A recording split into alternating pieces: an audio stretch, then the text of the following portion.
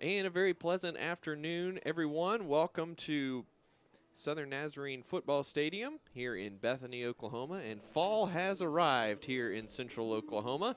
It is wet, it is cool, and it is football weather here at SNU Football Stadium as we prepare for today's game between your Crimson Storm and the Arkansas-Monticello Boll Weevils. Crimson Storm come into today's game 1-5. Overall 1-5 in Great American Conference play. The Boll Weevils come in 2-4. Overall 2-4 in conference play. Last week, the Crimson Storm traveled to Southern Arkansas and put up a strong showing against the Mule Riders, falling in a close one, 21-16 against the top 15 ranked team in the country. So a very strong showing for the Crimson Storm. Certainly something Coach Lambert and the team are looking to build off of this week, coming back home to face the Boll Weevils. SNU actually was down early, 14-0 in the first quarter. Had a couple opportunities in the fourth quarter to take the lead with a touchdown drive, but had some turnovers late in the game that sealed the deal for the Mule Riders. Joining me today in the booth is former SNU football player Landry Franks. And Landry, again, the story of the season so far for SNU has been just an inability to generate any offense. But last week's performance from Gage Porter really showed some hope on that side of the ball. Yeah, absolutely. And even 2 weeks ago, our last home game, Porter is good on his feet and makes plays, sometimes spectacular plays, but obviously still a sophomore quarterback and makes some of those decisions that are regretful at times. But if you're SNU and you play the 17th ranked team in the nation and you hang in there tough on an away game, you have to be pleased with that, even though there's no moral victories in football. But there are momentum games, and certainly last week could have been a momentum game for SNU, and I think that that could play over into what we see on the field today. Porter finished last week 10 of 16 for 159 yards and a touchdown. Did throw a late interception that kind of sealed the deal for Southern Arkansas. He also had 19 yards rushing. Of course, that includes sacks. Throw those out, and it was about 50 yards rushing on the ground. And SNU was able to see some success with Nate Walker on the ground as well. So Landry, what does it do for the offense to kind of have we really don't know what the plan is at quarterback week to week. Jacob Spady came out, played the first two series of each half, and then ceded to Porter for the rest of the game. But what does it do to kind of have a general idea of who your guy is? What does that do for the offense as a whole? Yeah, I think for first it helps a lineman. So if you're an offensive lineman, you want to block the same no matter who's in there. But definitely you're going to block maybe with some more fire under your belly if Porter's in there because of his speed and athleticism. So on some of those counter plays and power plays, they're going to pull with a little bit more force, a little bit more power. And when you're doing that consistently, you're thinking less and you're playing more. The same for wide receivers. This is a motion-heavy offense, and if you have the same person motioning at the same time with the same style, with the same pattern, all of those things can build consistency. And in the huddle, you have someone who's controlling the huddle, a consistent face. You're not trying to balance personalities, which most people don't think about in the huddle, but definitely personalities matter in the huddle, and you have to get used to them, just like a relationship in a weird sort of way. But so hopefully that consistency from the quarterback play that we might see today will be helpful. And SNU, again, offensively has been the struggle so far this season. In rushing offense, they're 9th in the conference, but every other major offensive category, 11th or 12th in the conference. And in red zone offense, they are 2nd, but they just haven't had a lot of scoring opportunities in the red zone so far this year. So, we saw Nate Walker out at the running back position get a lot of carries last week. We saw Reed Roloffs at wide receiver catch a few passes last week. He's been hampered with a kind of a nagging ankle injury, and he's been struggling to overcome that. So it was good to see him back in that position as the leading receiver. What's the big thing for, we talked this week about how the wide receivers are such a key part of this offense, not just through their catching ability, but as far as their blocking ability down the field. How big is that for when you've got the action that you're trying to run with SNU's offense? Yeah, SNU, you could say there's wide receivers, but they're not really wide receivers. Everybody plays every position. So a wide receiver could be a running back on a given play. A tight end could be a running back, as we've seen with some of those power sets. But when wide receivers block downfield, it creates that cutback, or not cutback lanes, but down the field you have, instead of trying to make 2 or 3 moves around the secondary, it's a 1 move and then 10 more yards. And when you miss blocks, or when you're not, when the wide receivers aren't aggressive on the edge, really can slow things down, especially for SNU's offense, because they like to run outside so often. They want to use Nate Walker's speed to get around the edge. And when you have wide receivers blocking downfield or blocking a guy out of bounds, it certainly helps create some running lanes for some quick, shifty guys to get up the field for some big plays. Along the offensive line, we've seen some injuries hamper that group as well throughout the season. Freshman Grayson Winters out of Prosper, Texas, will be starting at right guard today, 6'3", 275. Again, a freshman, and suddenly that right side of the offensive line with his size and Sam Perkins at 6'4", 330 becomes a bit of a strength for the SNU offense. What does it do to have a true freshman in the offensive line with this offense in particular? Well, it could do a couple things. It could make some of those older guys work harder. So the positive side is people don't want to lose their spot, especially if you're a junior or senior. You see a freshman getting some playing time. What's preventing some other freshmen from not getting playing time too? The negative is probably the most obvious, and that's you got a young guy in there who's really just probably wrapping his mind around this pretty complex offense. Who's going to take on some Division II talent, which is a big difference. It doesn't matter where you played in high school. The next level is always more challenging, and so hopefully he does his job and doesn't let the pressure get to him, doesn't let those faces across the way get under his skin, but just plays his game. And injuries, again, kind of a bit becoming a bit more of a storyline for SNU offensively as the season goes along. They've already lost Reese Carlson for the year to a torn ACL. Devin Brady will not play today. Last we heard because of concussion protocol. And so we look for a lot of Jacoby Hicks, who caught a touchdown pass last week. Vance Hooper looks to be a key part in that in the offense now, as well as Trey Hills. And Vance Hooper also dealing with some nagging injuries as well. So, Lakeem Christmas might be an option to step up there as well. So let's talk about the defense a little bit here for a minute for SNU. Certainly has been the strong point for SNU this season. Outside of their 2 blowout losses to start the season against Southeastern OSU and then against Harding here back in September, they've held all their opponents under 25 points the past 3 weeks. All losses, unfortunately, but lost 24-10 to Arkansas Tech, same score to Henderson State last home game, and then, of course, last week 21-16 to Southern Arkansas. And all 3 of those teams are schools that can put up points. So the defense is doing its job. How frustrating is it for them to not necessarily have the offense backing them up when they're making stops and going out and making plays?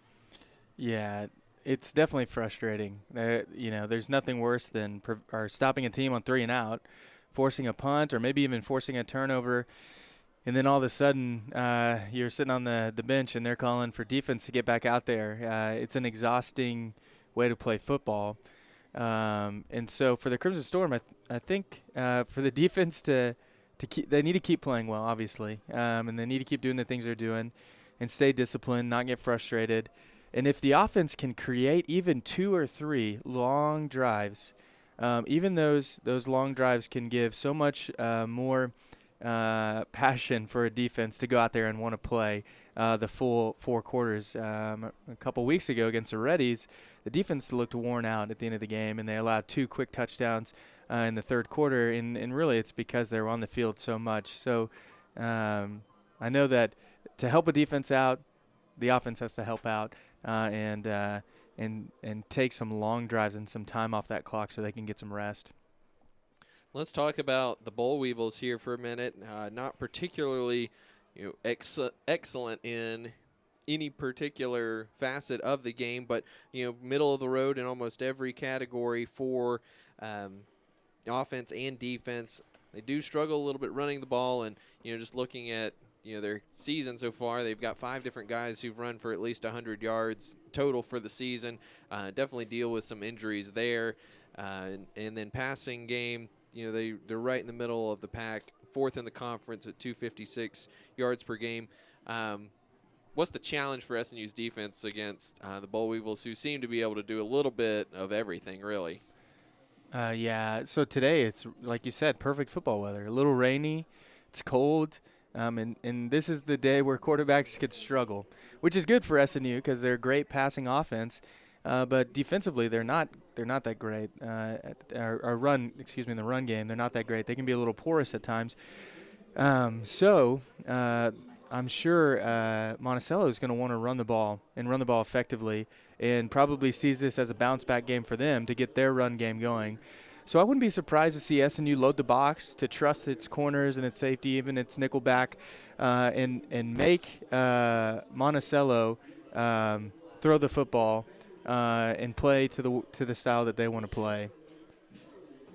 The captain's meeting at midfield for SNU is Jacob Spady, Vance Hooper, Jacoby Hicks and Derek Gillis out there, and for Monticello, I believe is quarterback Cole Sears and linebacker Jelon Watts. So on the defensive side, Monticello about 4-2-5 alignment, kind of a little bit of multiple there. What challenges do you think that they pose for the SNU offense? This is nothing that they haven't seen. So SNU, the blocking scheme shouldn't change too much.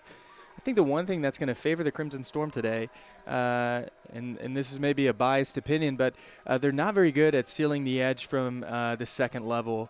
Monticello isn't. So their linebackers often cut in or they cheat in on some of those outside runs or outside zones, which is good for SNU because they have speed. They like to run the ball outside.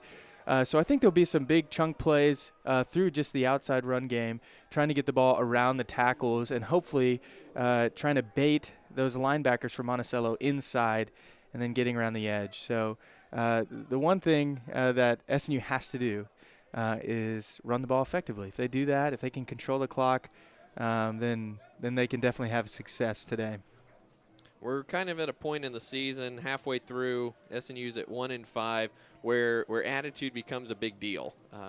Things haven't gone the way you want to as far as the success you've experienced. But we know that there's been, some team meetings as far as addressing that and, just positivity in the locker room. How do you maintain that? How do you maintain that energy and the desire to go out and have fun and still play your hardest even when success has been at a premium? Yeah, you win a game. That's the easiest way easiest way to fix a tough locker room is to win a game. And honestly, SNU has a great shot to win a football game today. Even though the run game and the offense has been difficult, by all means, they have a real chance to come out of today with a win. And we are just about set for kickoff here, as SNU will kick off to start the game. Monticello will receive. Back deep for Monticello is going to be Christian Jefferson. And number 32, Lloyd Turner. And then Carlos Aguiano will be ready to boot it away as soon as we get down to business here. Again, SNU 1-5 in conference play, and after this one they got a short turnaround and going on the road to Ouachita Baptist, which is undefeated and up to number 5 in the country. So certainly a scheduling, not mishap per se, but certainly no favors thrown by the conference for the Crimson Storm, as we are just about set to go here as official runs off to the side and Aguiano tees it up here. Landry, quick key on both sides of the ball for SNU today. run the ball, control the clock offensively. And defensively, make plays with the playmakers you have on defense, which they did really well last week, and which is why they were in the game. So make plays defensively, control the ball offensively. Aguiano with the deep breath, and the run-up and the boot, and we are underway here in Bethany. It's going to be Jefferson taking the ball a few yards deep in the end zone and is cut down at the 25-yard line there by number 6, Christian Shellmeyer, who's had several big plays on special teams so far this season. And the Boll Weevils will take over at their own 26-yard line. Moving left to right here is where it is currently not raining here. A little bit of wind blowing from the east. Zach Lloyd back in the lineup at defensive end for SNU. Sears takes the snap, and the handoff goes right up the middle to number 35, Imani Riley. And he'll pick up 6 yards on the play. It'll be 2nd and 4. Already at the first play of the game, Monticello is trying to create the running lanes. And there was a big hole right there on just a simple ISO or dive play. And so SNU's linebackers got to plug the holes and stop that at the line of scrimmage.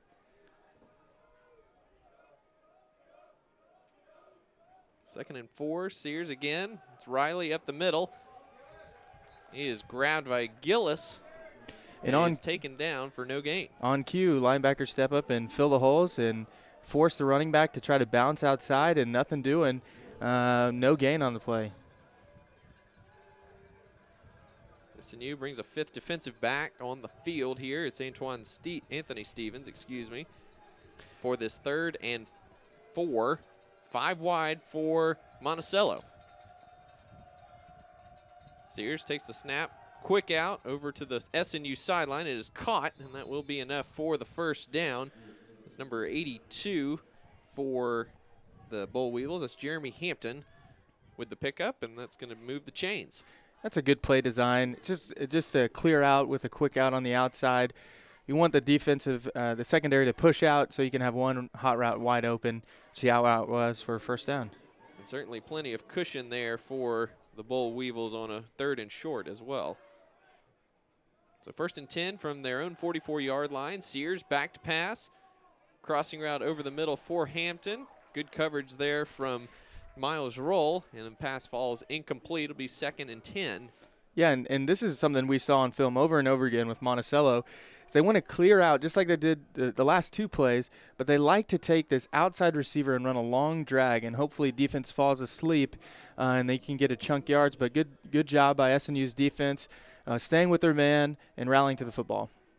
SNU going with Dylan Flynn at the outside linebacker position. We have not seen Trayvon Hadley yet.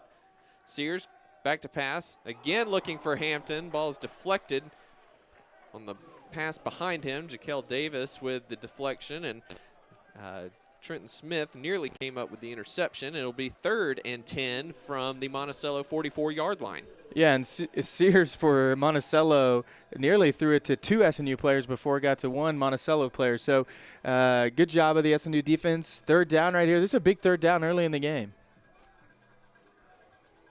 Again, SNU with 5 defensive backs on the field. As Stevens joins Campbell, Davis, Harris, and Jordan. 3 wide to the left, 1 to the right. Riley out in the flat. Sears going deep for Hampton again. He's got a step on Davis, but Davis knocks it away, but 2 flags fly in. Looked like Davis might have locked up Hampton's left arm. Looked to be just a little bit of hand fighting there, but looks like they are going to get Davis on the pass interference, and that will give Monticello a first down. And this is what both teams want. Monticello wants to get it to Hampton. He's their big-time receiver. SNU wants to use their playmakers on the outside. And it was pretty good coverage, but he got caught with his hand in the cookie jar, grabbing a hold of his jersey at the last second, which results in a first down and our 15-yard penalty and first down. So Sears targeting Hampton a lot so far in this one. Just 10 receptions for 145 yards this season, but he is certainly looking his way a lot. Handoff is to Riley, right up the middle, lots of space, breaks a tackle, and is finally taken down at the 30-yard line by Davis. Pickup of 11, and the Boll Weevils continue to move the chains here. Yeah, for Monticello, they have really quick guards, and that was just a simple power play where they pull a guard and lead for their running back. Quick handoff, and it looks like we've got a false start here. Yeah, and for SNU, the defensive coaches, I'm sure, are coaching that you got to blow up that guard and stop the play right there at the line of scrimmage. And so it's always hard the first time you see a pulling guard in whatever game you're in. You don't always expect to see a lineman running at you. So hopefully they can adjust and blow up that power play. Certainly not small at the guard positions either. Frank Jackson goes 295 at left guard, and Tavion Bass 305 at right guard. Sears again, handoff to Riley up the middle, and that's Daniel Flynn knifing in to take him down after a 1-yard gain. So it'll be 2nd and 14 from the SNU 33-yard line. And it's worth saying, as they get an empty formation right here, that they're an RPO offense. So on those first downs, they're going to want to look for a run or a pass out of the same set. 3 wide to the left, 2 to the right as Sears takes the snap. Here Gillis with a little pressure, forces him out of the pocket, and Sears will take off and run. Stumbles a little bit and falls down at the 27-yard line for a pickup of 6. We bring up 3rd down and about 7 here. And it's a good tackle by the turf monster right there. Luke. Yeah, absolutely. He had some space, decided to cut it in. Not really sure why. He had space to the outside. Substitutions for SNU as Ethan Spurlock comes in. 3 wide left, 2 to the right now. Sears back to pass again. Finds a wide open man at the 10-yard line, and he's taken down quickly by Dorian Harris. It's going to be number 8, Ralph Singleton, with the reception for the Boll Weevils, and it'll be 1st down and 10 at the 11-yard line. Singleton just ran a stick route, which is exactly what it sounds. You get to the 1st down marker, you stop and turn around and catch the ball, and it was just enough for 1st down. Brandon Thomas in at nose tackle for SNU. Freshman, first action of the year that I've seen. Quick handoff up the middle for the Boll Weevils. He gets inside the 10-yard line where he is whistled down at about the 8. That's going to be number 30 for the Boll Weevils, and that's Alex Day, another freshman from North Little Rock, Arkansas. It'll be 2nd and 7 from the 8-yard line. Monticello can get a 1st down without scoring a touchdown. They need to get to the 1-yard line in order to do that. The clock ticks down to 10 minutes here in the 1st quarter. Sears, handoff up the middle. It's Day again diving toward the end zone. He will be short, but he will have that 1st down inside the 1-yard line. It'll be 1st and goal for the Boll Weevils, just inside the 1-yard line. And Landry, these power runs right up the middle, giving SNU all sorts of problems. Yeah, absolutely. They're just using this sniffer back, number 88, to come across the formation and kick out, which just gives an extra second for the running back. Sears, keeper all the way around the left side, and he's in for the touchdown. For Monticello, they you run the power, you run the power, you run the power, you run the power, and then all they do is fake the power with the jet motion, and the quarterback keeps it and replaces where the guard would be. So you're trying to stop the power over and over again in a long drive, and then all of a sudden they go the opposite way of where the pulling guard goes, and it's an easy walk-in touchdown for Sears. So Monticello on to attempt the extra point. Josh Marini will boot this one. Last week's Great American Conference Special Teams Player of the Week, and it is up and good. So 9:50 to go here in the 1st quarter. It's Monticello 7 and SNU coming up. We'll be right back.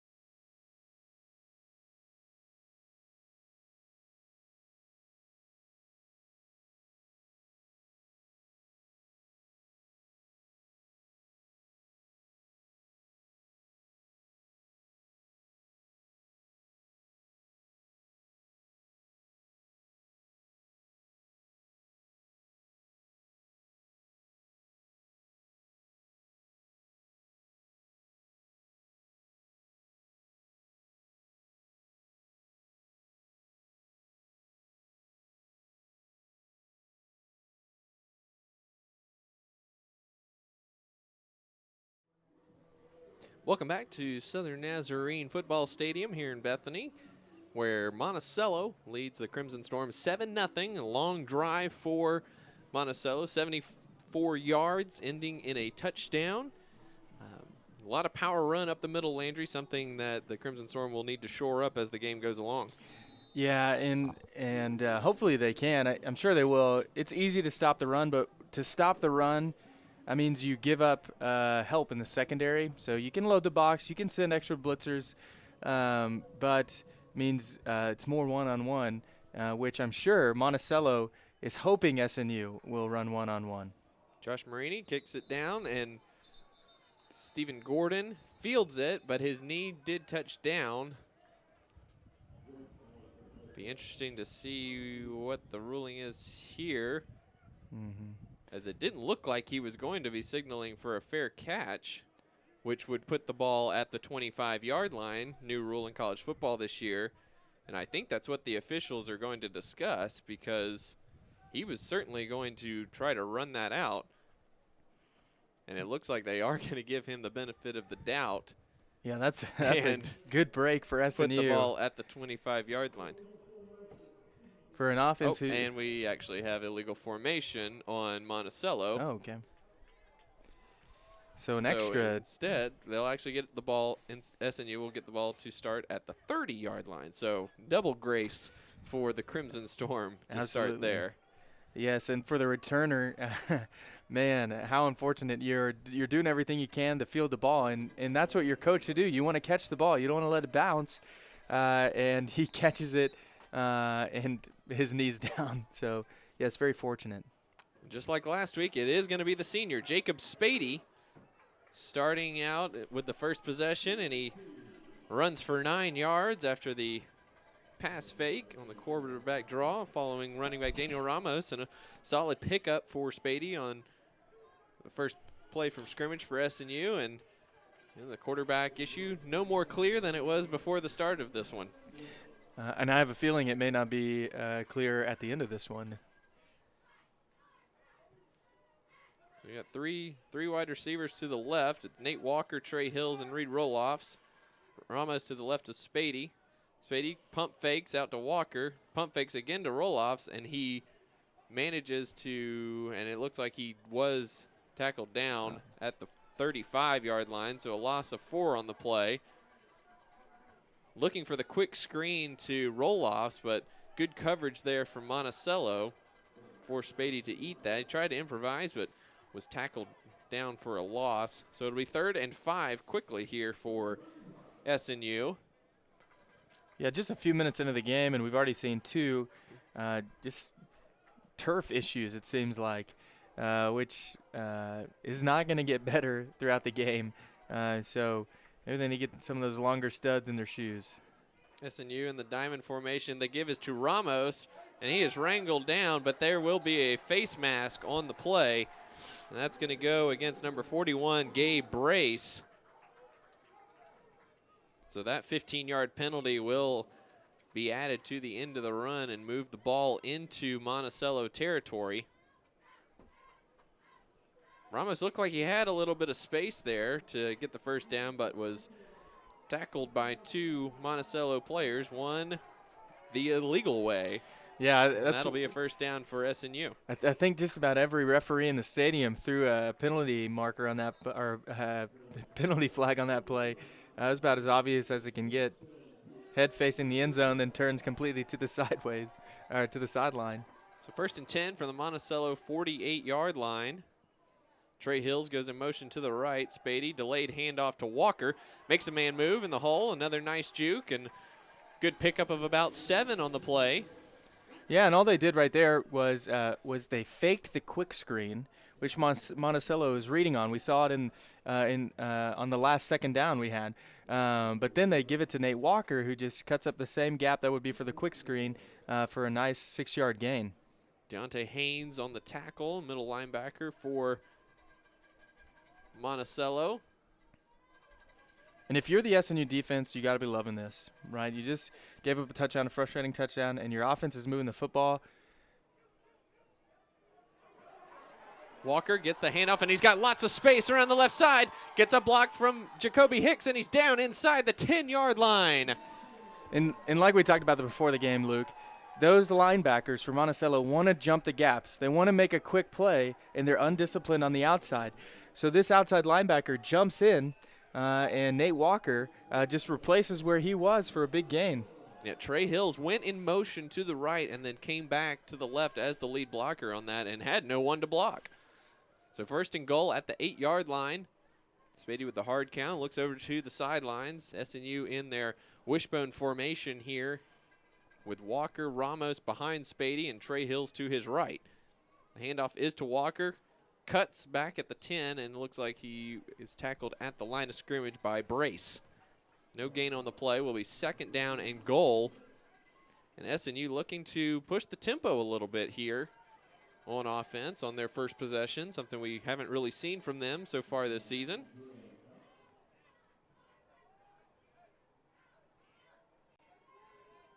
But they are taking their time now getting the play in. Roloffs goes out to the right, Hills to the left, and Walker in the slot to the right.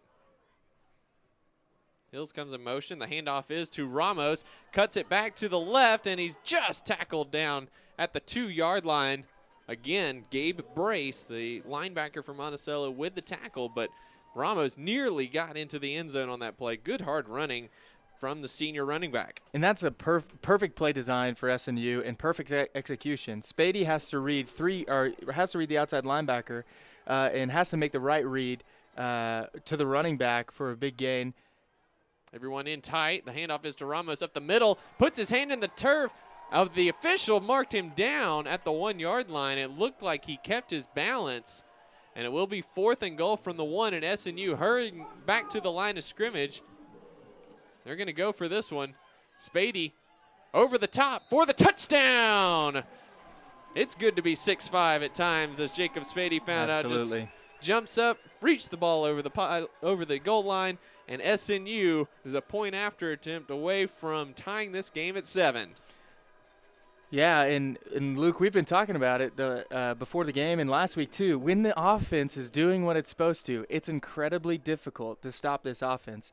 And they're making Monticello have mental errors, mental busts, and they're finding big running lanes. Oh, and high snap gets through the hands of Ryan Reed, and it's going to be scooped up from Monticello by Jamel London, and he is finally taken down by Reed at the 40-yard line. Great hustle from the punter, Ryan Reed, to track him down and take him down, prevent the 2-point play for Monticello, and so the try is no good for SNU. Looked like the snap was a little high, tough to grab, but really we've talked about it several times, but this football weather, this rainy weather, can make you drop things you normally would have caught, make cuts a little more difficult, and it seemed that ball just went straight through his hands. Mm-hmm. And it looked like a sideline warning on SNU, something that they do have to harp on their sideline about each week. Yes. But you do have to enjoy the enthusiasm of, That's right. of the red shirts and the guys who aren't out there every play. So after the failed attempt, it is 7-6. Monticello with a 1-point lead, 5.5 minutes to go here in the first quarter. And Landry, what do you think the success from an offense there does for Coach Lambert's decision-making at the quarterback position the rest of this one? Well, if it ain't broke, don't fix it, right? I think that's what they say. And he just led a 70-yard touchdown drive in, 8 plays. So you have to be really pleased with that. Now, you had a couple big runs by Nate Walker. But in this offense, one thing that if you're not familiar with a triple option is that the quarterback has to make good decisions even before they're running it or even before they're passing it. So everything is an option, especially on the goal line. Spady had one person go in front of him, and he was watching the linebacker, kept it. And then the second one, the linebacker jumped in, and he handed it off perfectly, which gave him the ball at the 1-yard line. So he's making great decisions. He freezes the linebackers with his reads, which opens up big running lanes for Nate Walker and for Ramos to run through, which really provided them with a touchdown, I think, those little decisions. But I'm not the coach, and sometimes I'm glad I'm not the coach. We'll let him make that decision on who should be playing quarterback. Of course, this biggest decision down the line will be to not chase the points here early. Right. And fall behind even more. Check your chart, Coach. Yeah. It's amazing. There's actually a company that puts out a chart of when to go for 2, and depending on how far you're down and at what time. That's pretty amazing. Yeah, you can you just search that on Google Images. There's one that'll pop up for you. Aguiano to kick off here for SNU. He sends it deep. It's going to be fielded in the end zone by number 16, DeOntario Brown, and he takes it out to about the 24-yard line, and that's where Monticello will take over with its second possession of the game. It's SNU defense back on the field after getting gashed in the run game, surprisingly, on the first possession.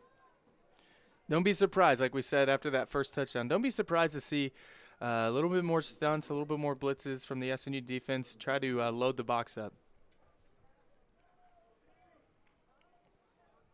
Ryan Lara out there at the right defensive end.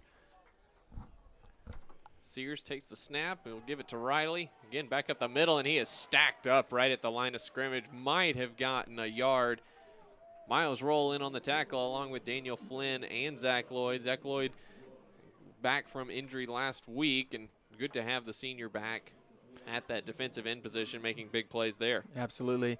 And the play on those dives that are right up the middle, the nose guard doesn't make the tackle most of the time, but he usually makes the play. And he destroyed the run from the start, which made an easy tackle. 3 receivers right. Sears looking that way, fakes the handoff, and he will follow his running back. Pickup of about 6 on the play, it looks like, so it will bring up 3rd and 3 from the 31-yard line. Sears looked like he wanted to pass over to the right side, but followed Riley on the keeper and had a good pickup there. And that's the RPO that I was talking about at the beginning of the game, which some coaches, and Luke, maybe later I'll get your opinion on what you think about the RPO, but some coaches don't like the RPO because you can't ever tell if linemen are downfield and when you pass the ball, but the quarterback always has the option to either throw a quick out or a slant or hand the ball off or keep it himself. DeAndre Washington in motion, goes to the right side, and Sears will run. A big block by Riley on number 24, Trenton Smith, and that was enough to spring Coles for the 4-yard gain and the first down. Smith came in hard on that play and looked like he had the angle to get Sears to the ground, but Riley with a huge block gave Sears just enough space to wiggle ahead for the first down. And roll on that tackle, looked like he might have got a stinger. He's holding his shoulder a little bit, so we'll see how that goes. So 1st and 10 from the 35-yard line. Sears fakes to Riley, looking down the seam, and it's incomplete. Pass intended for number 84, Curtis Anderson. Anderson coming into today with 5 catches for 59 yards. And just out of his reach there. It'll be 2nd and 10 for the Boll Weevils. And it looked like they were just in the Crimson Storm was just in cover 1, which means you have one high safety and everyone else is manned up. And Daniel Flynn is on a much quicker wide receiver, but luckily cover 1, you have help over the top, which they were both in position to make a play. But Daniel Flynn's got to get hands-on at the line of scrimmage on those pass plays. DeAndre Washington moves over to the right side, 2 tight ends to the right, and Riley runs that way. But Ryan Lara did not let him run that way as he broke into the backfield and made a terrific tackle in the backfield. Actually, they do give him forward progress to the line of scrimmage.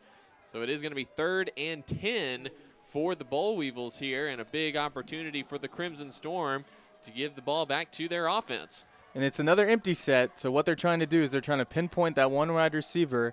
Don't be surprised to see a fade route with a drag underneath or an out route like we've seen earlier. 3 wide receivers right, 2 or left, 2 to the right. Sears is back to pass, just 3-man rush. Has time, finds his receiver, dragging across the middle, like you said, Landry, and it will be enough for the first down. It's number 7, Terry Bozeman, with the reception. A creative play call by Monticello. I'm sure you've heard of a pick play where you have two wide receivers crossing and hopefully get the defenders mixed up.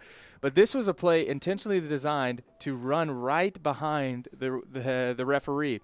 So the referee was essentially a pick for the Crimson Storm defense, which it wouldn't have been a first down if the referee's not right there. Handoff is to Riley, again right up the middle. Breaks the arm tackle of Flynn and gets very close to the first down. He's going to be stopped just a few inches shy. It's going to be 2nd and half a foot for the Boll Weevils. And again, big run from Riley right up the middle. And the Boll Weevils seem to be utilizing both tight ends here, DeAndre Washington and Warren Walsh, to great effect here against the SNU defense early. Washington motions to the right. Sears fakes to Riley. He's going deep down the left sideline, and it's going to be caught for the touchdown. That's C.J. Parham, a 44-yard touchdown pass from Sears to Parham, and the Boll Weevils take a 13-6 lead with 1:38 to go here in the first quarter. Yeah, and Harris arguing his case that he stepped out of bounds. Referee either wasn't looking or didn't see it the same way Harris did, and touchdown Boll Weevils. Just a really nice pass there from Sears. Allowed Parham to beat Harris on the outside and then come back inside to make the catch. Yeah, good route adjustment too. Marini, with Harris coming hard off the end, boots the extra point through. And with 1:38 to go here in the first quarter, it's Monticello 14, SNU 6. We'll take a quick break and be right back.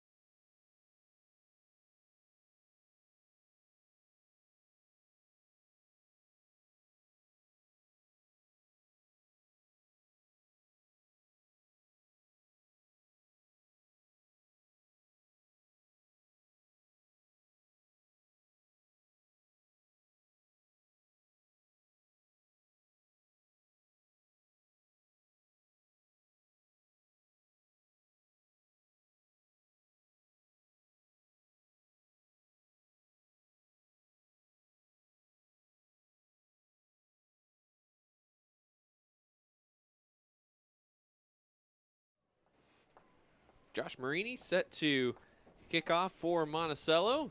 There's a run up and the boot. High end over end kick. It's going to land short. It's going to be fielded for SNU, and the returner makes a cut. Number 28 for SNU, Alfred Greer, takes it up to the 42-yard line. The true freshman running back out of Del Valle High School in Austin, Texas, with an electrifying return. Of course, Greer had the 81-yard touchdown run back against East Central in the second week of the season. Haven't seen him on the field too much since that point, but a really exciting return there for the freshman running back. And SNU with great field position to start their second possession as Jacob Spady comes back out with the offense. Like you said, Landry, if it ain't broke, don't fix it. Along with Walker, Hooper, Roloff, and Gordon. Sweep to Walker. Gets on the outside, and again, Gabe Brace, the linebacker for Monticello, doing a nice job tracking down the speedy Walker and holds him to a gain of 3. And, yeah, Brace made a great play. Really, he saved probably another 10 yards for Monticello. And like we've said, they are not very good on the outside run. Nate Walker is probably close to 40 yards rushing already, and it's in the first quarter. So I just expect to see more and more outside runs, which eventually is going to open the inside run. Christian Schellmeyer into the game now as Spady fakes the handoff to Hills and goes right up the middle for about 8 yards, and that's going to be enough for the first down. We got 45 seconds to go here in the first quarter. Clock ticking down here, but a first down for SNU is SNU, like we talked about, Landry, putting guys on the field who are willing to do what it takes to get the offense rolling, and apparently that includes Christian Schellmeyer, the sophomore running back out of Dickinson, Texas. Yes, and Monticello tried to contain the outside, and Spady saw that, ran right up the middle. Hill's in motion to the right. The give is to Walker up the middle, and he picks up 1. And that's going to bring us to the end of the first quarter. Oh, potentially. Getting blocked by the goalpost there. Didn't see the 1. Now it's going to bring us to the end of the first quarter with Arkansas-Monticello leading the Crimson Storm 14-6. SNU moving the ball, though, and we will see what they're able to do with it on the other side of this break.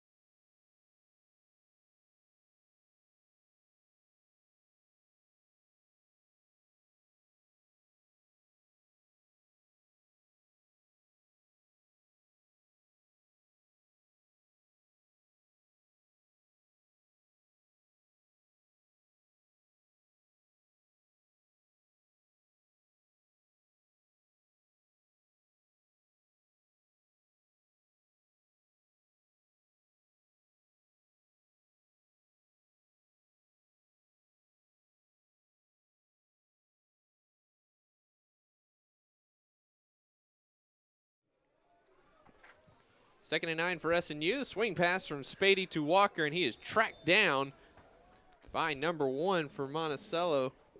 It's Dion Knox with the tackle. Nearly looked like a horse collar tackle, but about to say looks like he must have gotten him on the nameplate area. Yeah, it's about as close to a horse collar as you can get without getting one, I suppose. And again, not an outside run, but essentially an outside run, just a swing pass to try to get those linebackers sucked in. So almost broke it. I mean, without a fingertip tackle, that's a first down. 3rd and 8 upcoming for the Crimson Storm from the 45-yard line. Walker goes in motion to the left. Spady looks that way, runs up the middle, and he is taken down on the play by number 7, Deontay Haynes, bringing up 4th and 5. 4th and 6 from the 43, and SNU will punt this one away. Looked like Spady might have chosen the wrong side of that block there. Yeah, he's hearing it from Lambert right now in a polite way, I would say. But he jumped left when he should have jump cut it right. The lane was there. The first down was there. But sometimes when you got your helmet on, you just go with what's instinctual. Reed with the punt, not a pretty one, and it goes out of bounds inside the 20-yard line. We'll see where the official spots this one. It's going to be about the 15-yard line, and that's where the Boll Weevils will take over. 13:43 to go before halftime. Monticello leading this one 14-6. Some quick stats for you from the first quarter. SNU 67 yards on the ground, did not attempt a forward pass there in that first quarter. All swing passes and laterals. Meanwhile, Monticello ran up 140 yards over their 2 scoring drives, which took up 9 minutes of the first quarter. So 1st and 10 from the 16-yard line. Sears hands to Riley around the right side, and he powers through a couple arm tackles from Dylan Metter and Trenton Harris, and he picks up a first down at the 29-yard line, pick up a 13 yards. Monticello on the move again. Just a simple outside run there for Monticello, and didn't really run into any resistance until 6 yards past the line of scrimmage. And that's when you can run the ball effectively in a spread offense, you have all the linebackers and secondary spread out. So those running lanes become pretty wide to run through. Fake to Riley, and a quick pass out in the flat. It's number 3, Malcolm Staten. He's taken down very quickly for a loss of 1 on the play. Jaquel Davis out there making a play for SNU. Bring up 2nd and 11 from the 28-yard line. Yeah, and for Davis, for Harris, who is out there as well, he just takes on the blocker, and that helps slow down the play so you can get someone else over the top to make the tackle. Davis was out there. Sears Again, handoff to Riley up the middle, bounces off the tackle of Daniel Flynn and is going to have the first down just shy of the 40-yard line. Flynn had a shot at him a couple yards past the line of scrimmage, but Riley just bounced right off of the tackle attempt and powered through for a pickup of 11 and another first down for Monticello. 2 receivers left, 1 to the right. SNU jumps off sides, free play for Sears. Gets it to Staten on the outside, and he'll pick up 5 yards there. Yeah, the crowd is reacting. The running back for Monticello, Riley, comes in late and helmet to helmet, what looked like Hernandez on the play. No flag. Was a little questionable, a little chippy, kind of late in the play. The offsides will give Monticello a 1st and 5 from their own 45-yard line. Daniel Flynn will come out. Number 26, Moses McCarthy, will enter the game. Sophomore from Lancaster, Texas, enters in at the nickelback position. Sears gives to Riley through left guard and just powering through, just dragging Trenton Smith down to the 41-yard line of SNU. Josh Jordan in on the tackle as well, but another big run for Riley, and Monticello just chewing up yards on the ground. Yeah, and Roll, obviously, when he got up, he wanted a flag, and he probably deserved one. Looked like the offensive guard just grabbed him around the waist and brought him down, but no flag. So 1st and 10, Sears with the handoff around the right side. Pickup of 2. There is a flag on the play. Yes, and it's just a hold. Number 22 for SNU was just too quick for the big offensive tackle, or excuse me, the tight end for Monticello to get around for that reach block, and it's going to result in a 10-yard penalty. Good for the Crimson Storm, who desperately need to get off the field. 1st and 20 is a good start. There's number 30, Alex Day, on the carry, and ball goes back on the other side of the 50, so it'll be 1st and 20 for Monticello. Comes out 5 wide receivers, through the left to the right for Sears in the shotgun. You ready for the drag or the comeback? Sears with lots of time and lots of space, and he will slide down at the 49-yard line. They mark him right at the 50, so a pickup of 1 on the play. Good coverage downfield for the Crimson Storm, and good contain in the middle of the field as well for the linebacking core. And so just a pickup of 1, so it'll be 2nd and 19 for the Boll Weevils. And Singleton, yeah, just like we've talked about, just ran the drag right across the middle. But the linebackers, you get a good in call, then you can shut down the drag pretty quickly. Nowhere to go. Quarterback only gets 1 yard. 2nd and 19. Good stuff for the Crimson Storm. Day in the backfield with Sears. Takes the snap. He gives it to Day. Dodges a tackler of Derek Gillis and picks up 10 yards on the play, but we do have a flag from the umpire. We'll see what this is about, normally in the area of holding or chop block. Yeah, something like that. Maybe a legal block in the back. Someone for SNU must be in the ear of some of those officials because they are starting to call some holds more regularly, which so far in the game, Monticello's been kind of getting away with. So looks like they got the left tackle, Jaden Sally, on the play. So that 10-yard penalty will move it back to the Monticello 42-yard line. Will it now be 2nd and 27. So penalties shooting the Boll Weevils in the foot here.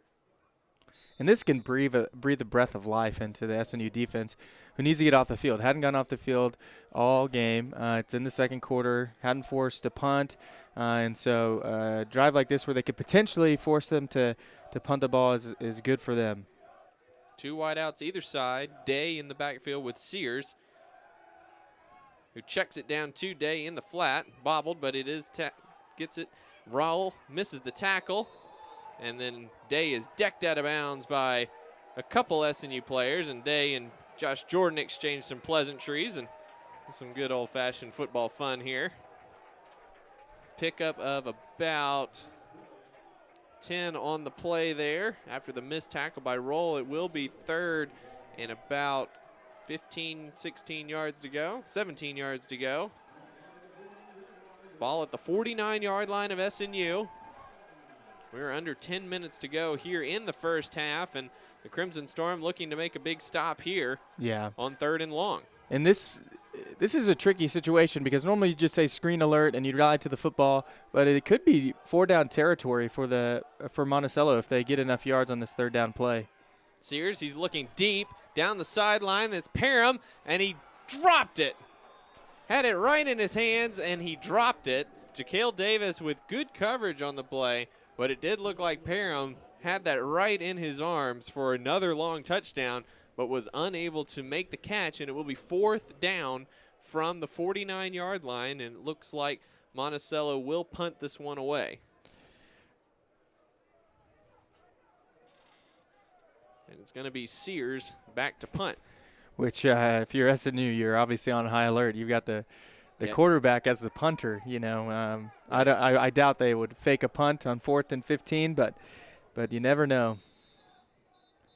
Yeah. Any time the quarterback doubles as the punter is always an interesting situation, and SNU has to burn a timeout getting personnel on and off the field. We'll take timeout with them here. 9:26 to go before halftime. It's the Boll Weevils 14 and the Crimson Storm 6, with SNU getting the ball back when we come back.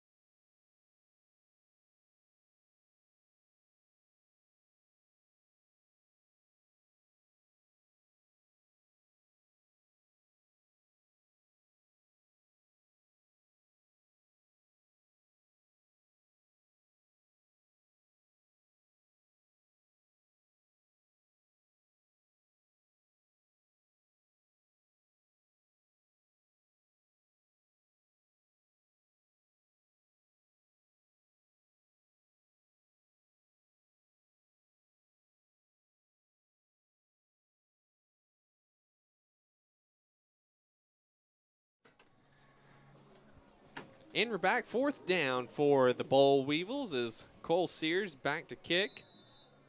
Josh Jordan back deep to receive for the Crimson Storm. He's standing at his own 10-yard line. Sears sends it away, a high spiraling kick.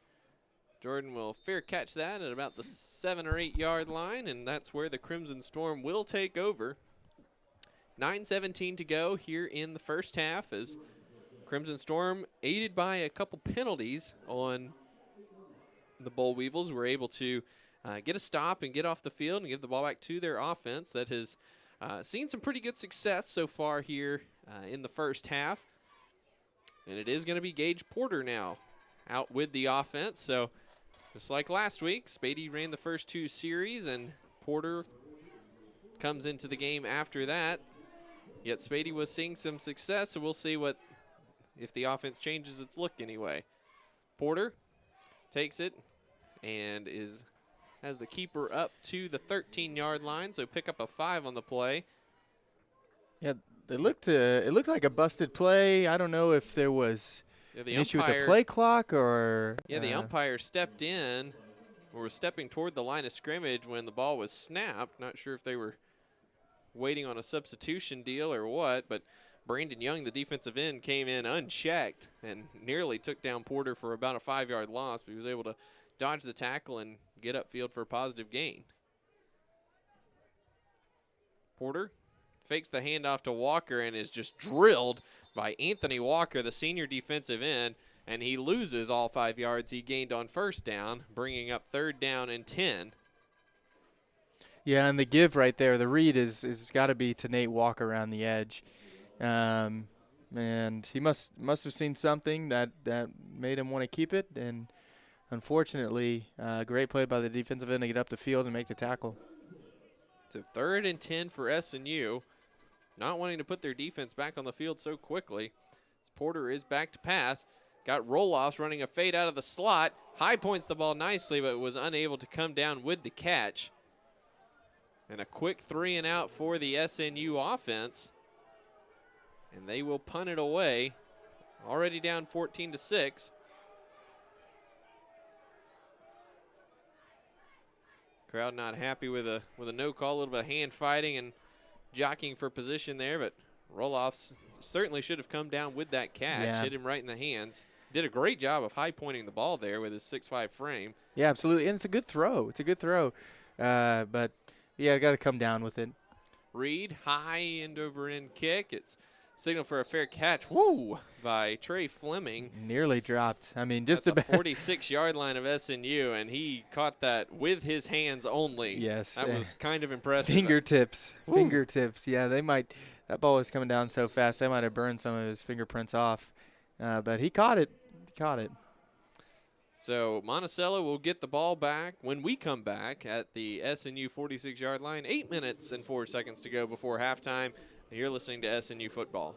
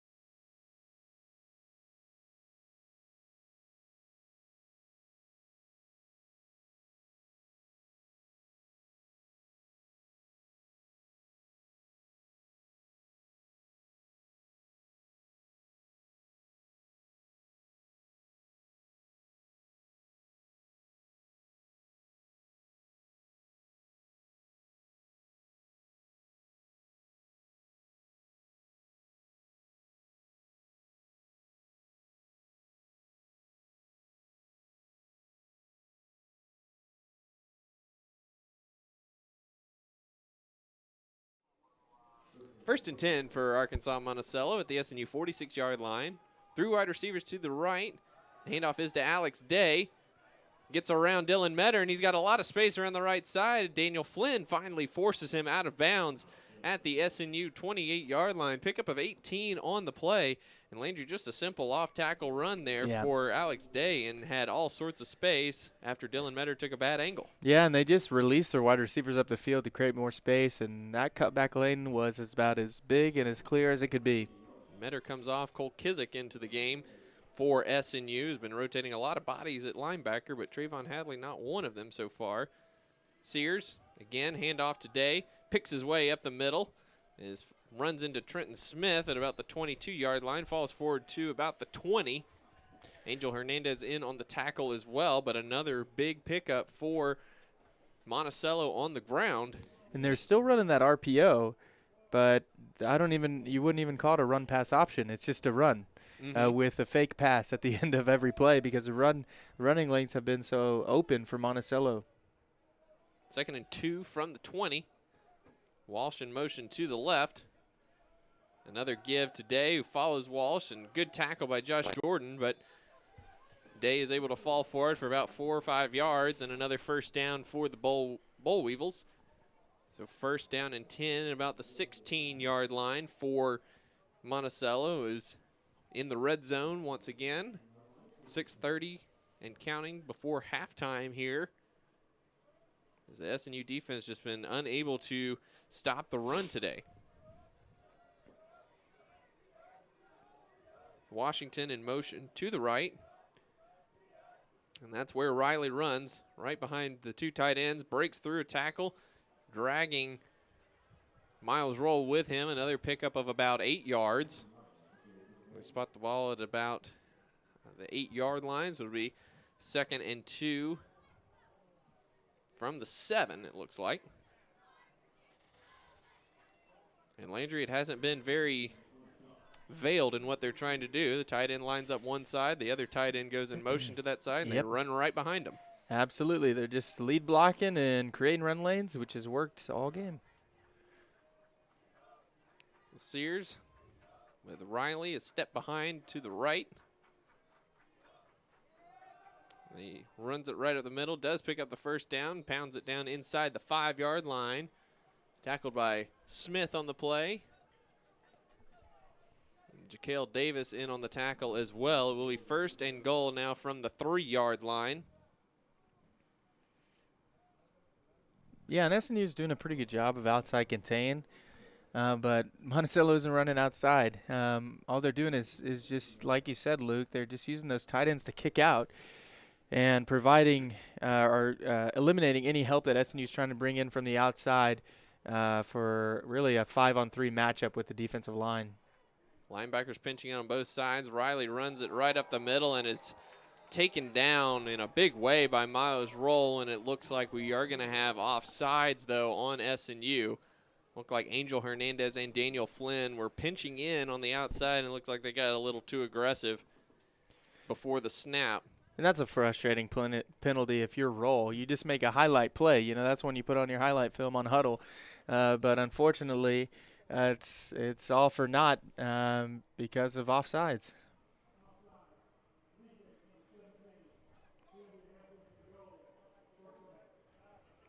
And they incorrectly identified the offending party as Dylan Metter, and he's raising his hands like, I was in the middle of the field. How could I be offsides?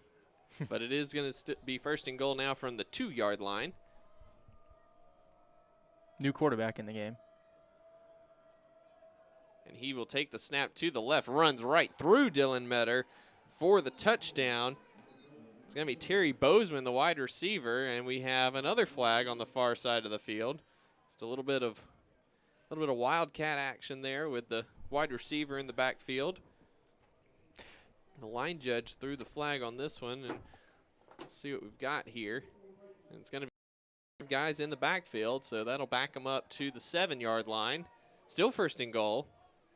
Bozeman goes out. Sears back into the game at quarterback.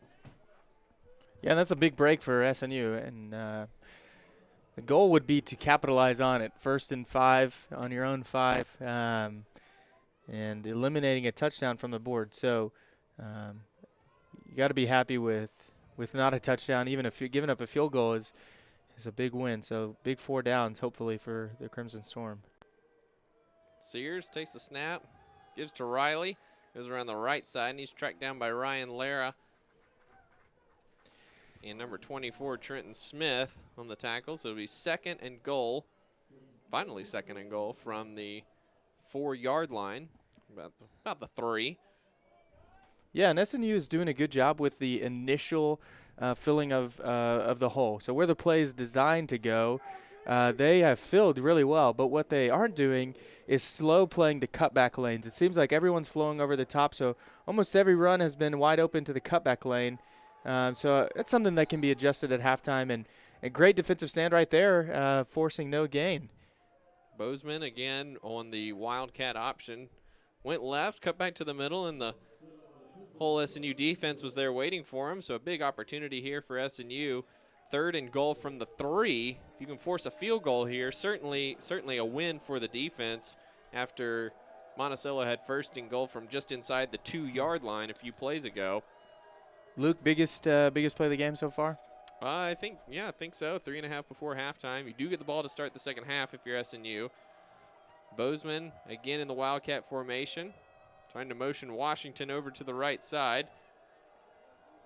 And he will run that way following the blocks of Riley, and he coasts into the end zone for the touchdown. The SNU coaching staff not happy about something. Looked like neither person, so it looked like a legal motion. They motioned all the way across the formation, and he wasn't set before they motioned the tight end again across the formation. It's not a shift, it's 2 motions, and he has every right to be upset with that no call, which leads to a touchdown.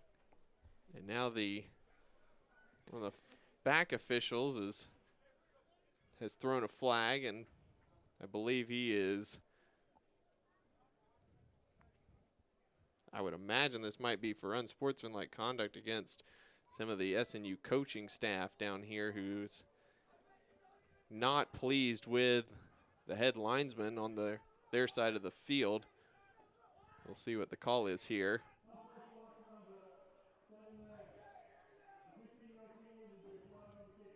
And that is exactly what it is. So 15-yard penalty on the SNU coaches on the sideline there, and that penalty will be enforced on the kickoff as Josh Marini is on for the extra point.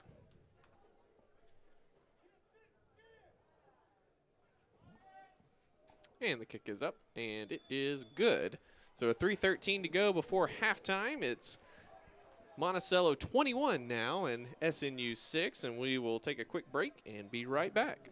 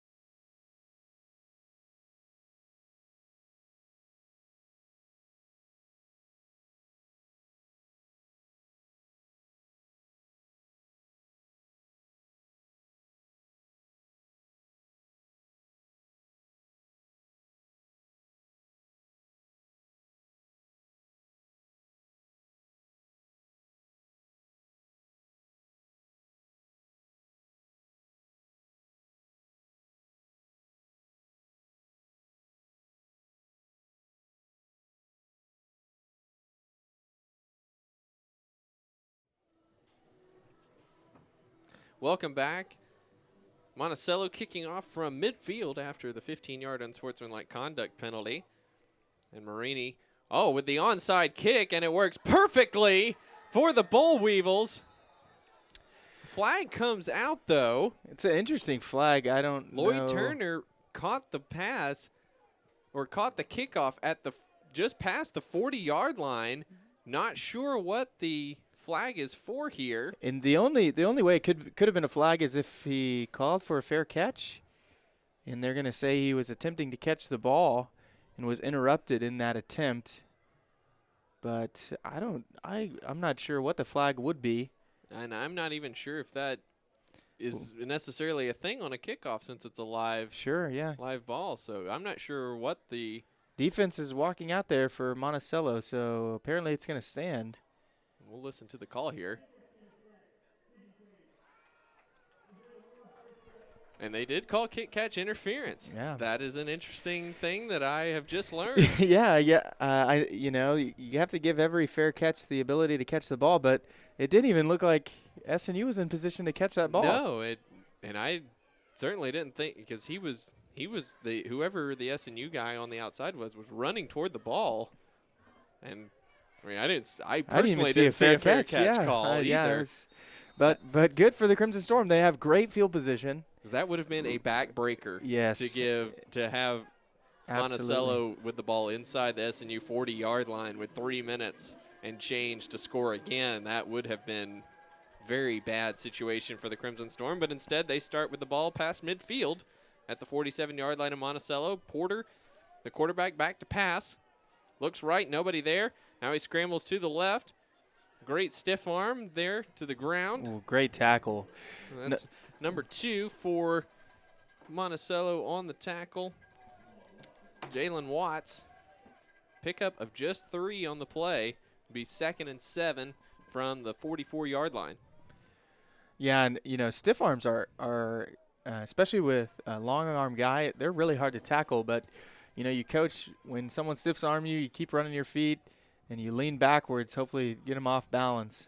He did just that. Porter gives to Shellmeyer, runs through a tackle, nearly runs through a second tackle, and strong running down to the 35-yard line for Christian Shellmeyer, the sophomore from Dickinson, Texas. Yeah. And a big gain on second down, pickup of about 9 on the play, and it's 1st down and 10 for SNU at the 35-yard line. And Shellmeyer hasn't got a lot of playing time this season. That's how you get more playing time. Absolutely. If you get the ball, you run as hard as you can. And he made what looked like just a 2-yard gain, a 1st down, and bearing near the red zone of Monticello. So a good hard run.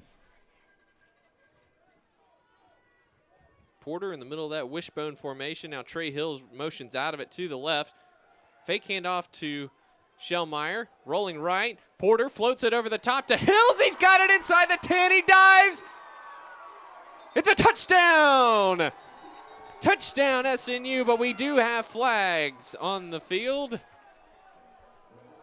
And we'll see what the flags are for. The line judge and the umpire have both thrown flags. Yeah, you would think illegal formation or a hold on the outside, maybe even an offside, but looks like this one is coming back either way. Yeah. And we have an eligible man downfield. I believe they called number 63, Tristan McCubbins, on that. You know, when you got your quarterback improvising a little bit, that is always going to be the risk, especially when it's been a defined pass from the get-go. And when you're, and also too, when you're a run-heavy offense, you get in the habit as a lineman to work to the next level. And so that's just a play-action boot, and your path for that on an offensive line, especially if you're away from play side, should be to slow play it. You're just getting hands-on and making sure he doesn't split you. But slow snap back to Porter in the wishbone. Gets around one defender, and he slips out of bounds after about a 3-yard gain. It'll be 2nd and 12. Made something out of nothing right there. And you can see why they want to get Porter in the game. I mean, that was a 5-yard loss for sure. A bad snap, low. He couldn't even make both of his reads. Yeah, he still gets outside and gains 2 to 3 yards, which is better than a negative 5-yard loss. So 2nd and 13, actually, from the 38-yard line of Monticello. 1:37 to go in the first half. SNU down 21-6 to the Boll Weevils, who've been very good offensively today. Trey Hills in motion to the right. The fake is to Hills. And Porter is tackled in the backfield for a 5-yard loss by Brandon Young. But we do have a flag on the field, and he might have gotten in the backfield a little quickly there.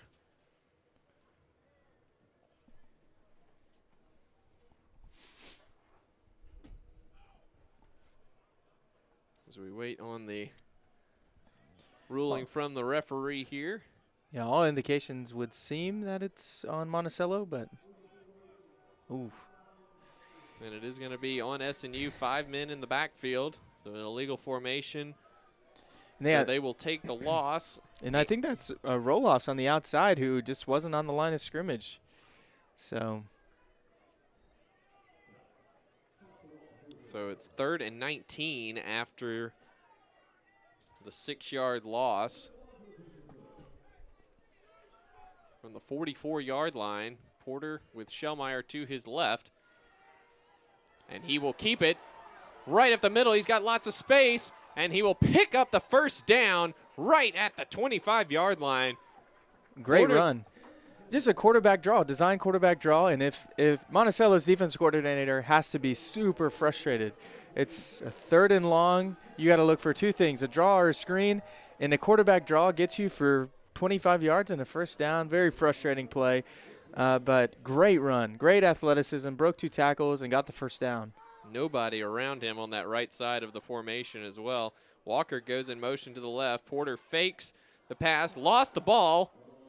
He did get back on it. We have a flag on the play thrown by the umpire. Yeah, and it looks like it's going to be holding against SNU number 54. Jones looked like he was a little slow at the start of that play and got his arms around the defender. SNU getting beat up here along the offensive line here since that first possession. They had a lot of success on the ground, but since that first possession, the Monticello defensive line has been getting upfield very quickly. Brandon Young on the end there has made a lot of big plays, and Hakeem Gray in the middle from his nose guard position has been having a field day in the middle, jamming up that offensive line as well. So the 10-yard penalty moves the ball back to the 35-yard line. 42 seconds to go. Clock is moving as Porter takes the snap. Back to pass. Throws it down the sidelines for Roloff. And there's going to be pass interference on the outside. Roloff did step out of bounds, but it shouldn't matter. He essentially got tackled by the corner on that play. It wasn't a great pass. So, it was not a good pass. That ball landed nearly inside the numbers. Yes. The wind is blowing toward us across the field, so that pass just floated.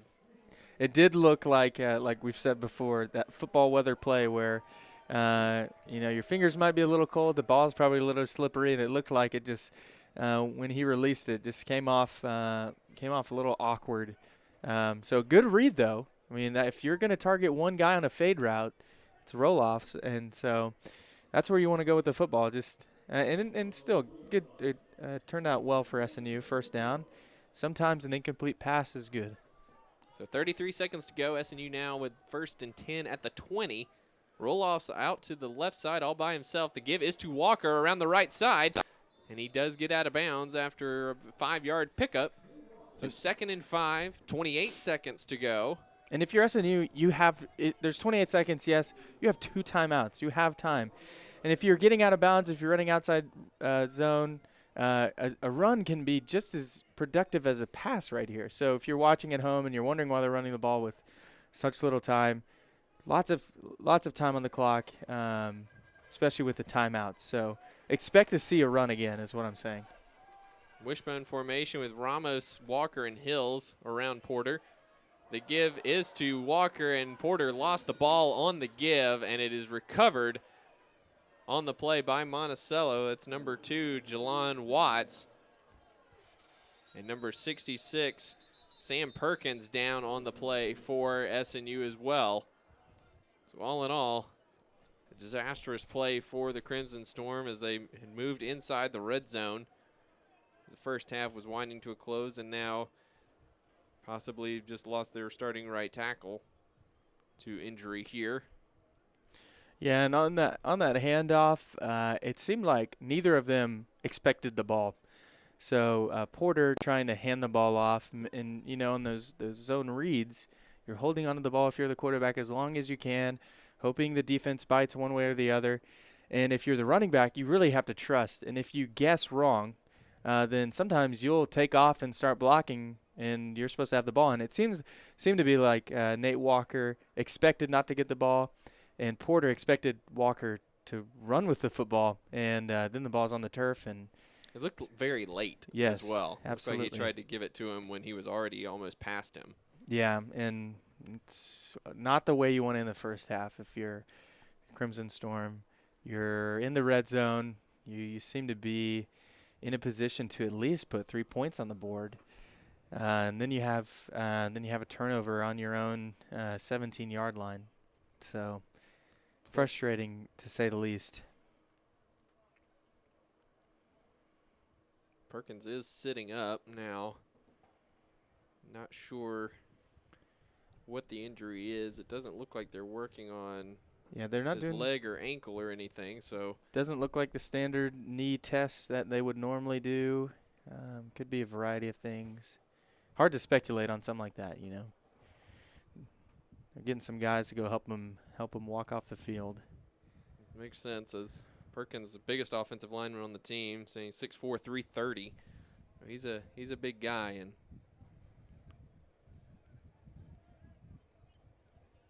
it looks like they might be motioning for a cart as well to get him off the field.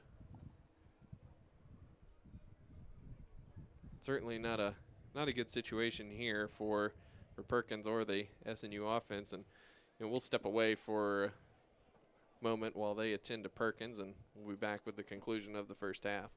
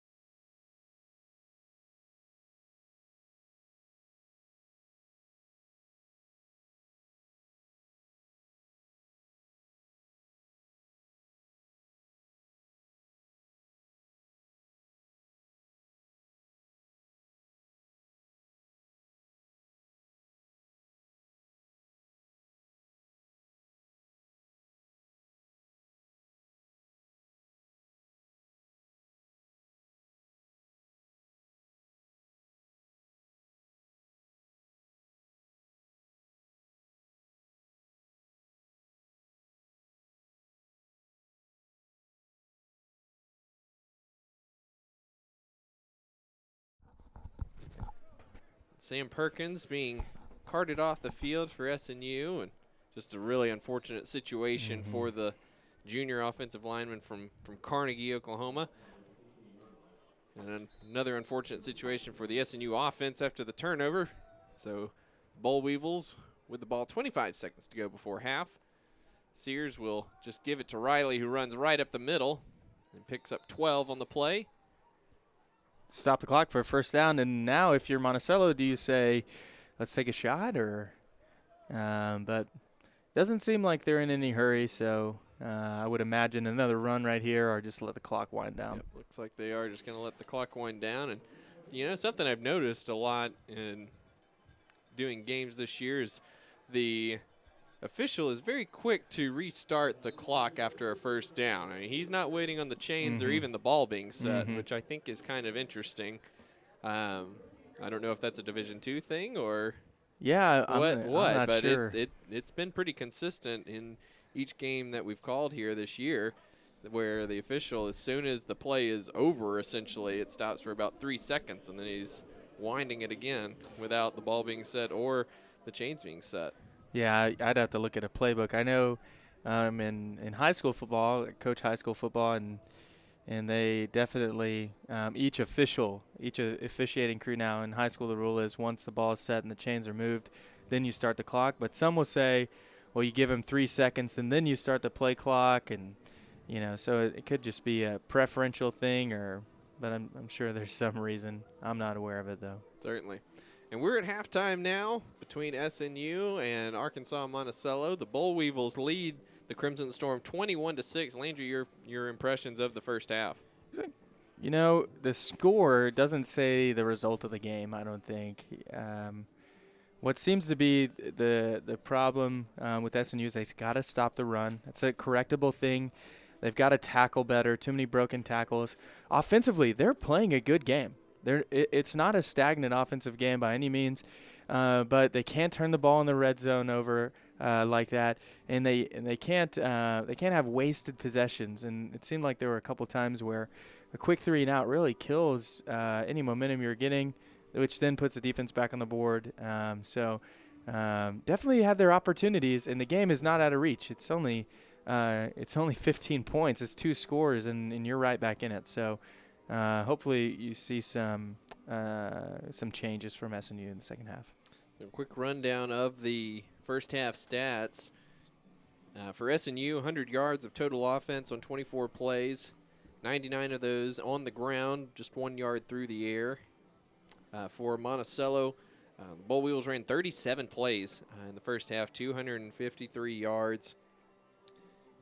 Three scoring drives for Arkansas-Monticello, all of those at least 3.5 minutes. The opening drive took 5:10 off the clock, 74 yards.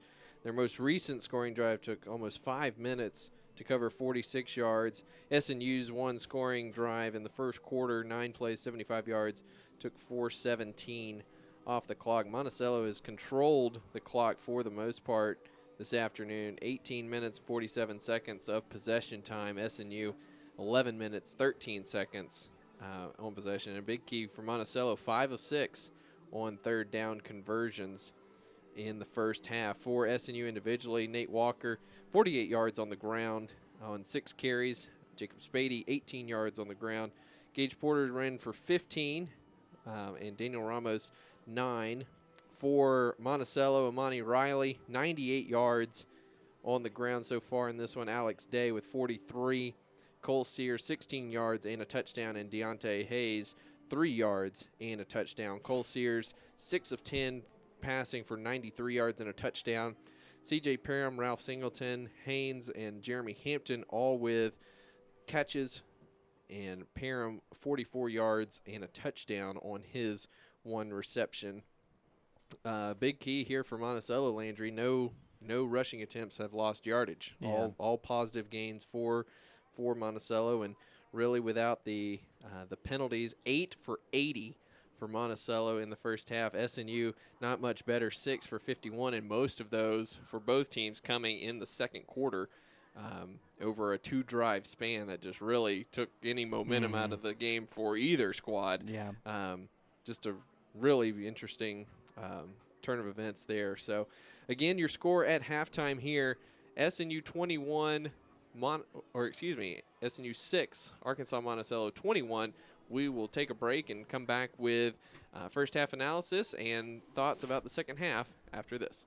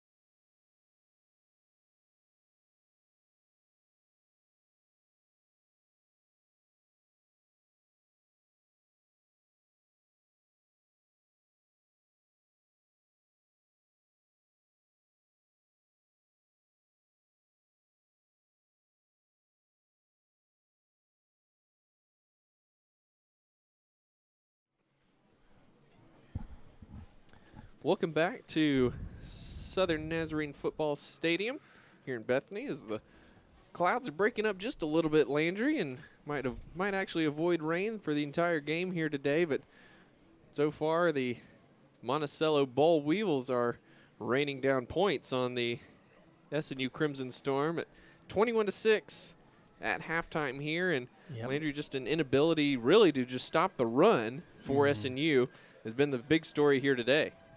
Yeah, and hopefully in the locker room, you can draw some things up on the board. You can review that kind of stuff. Stopping the run, unless you just can't physically beat their offensive line, which might be the case today, stopping the run is something you can do. If you're disciplined enough.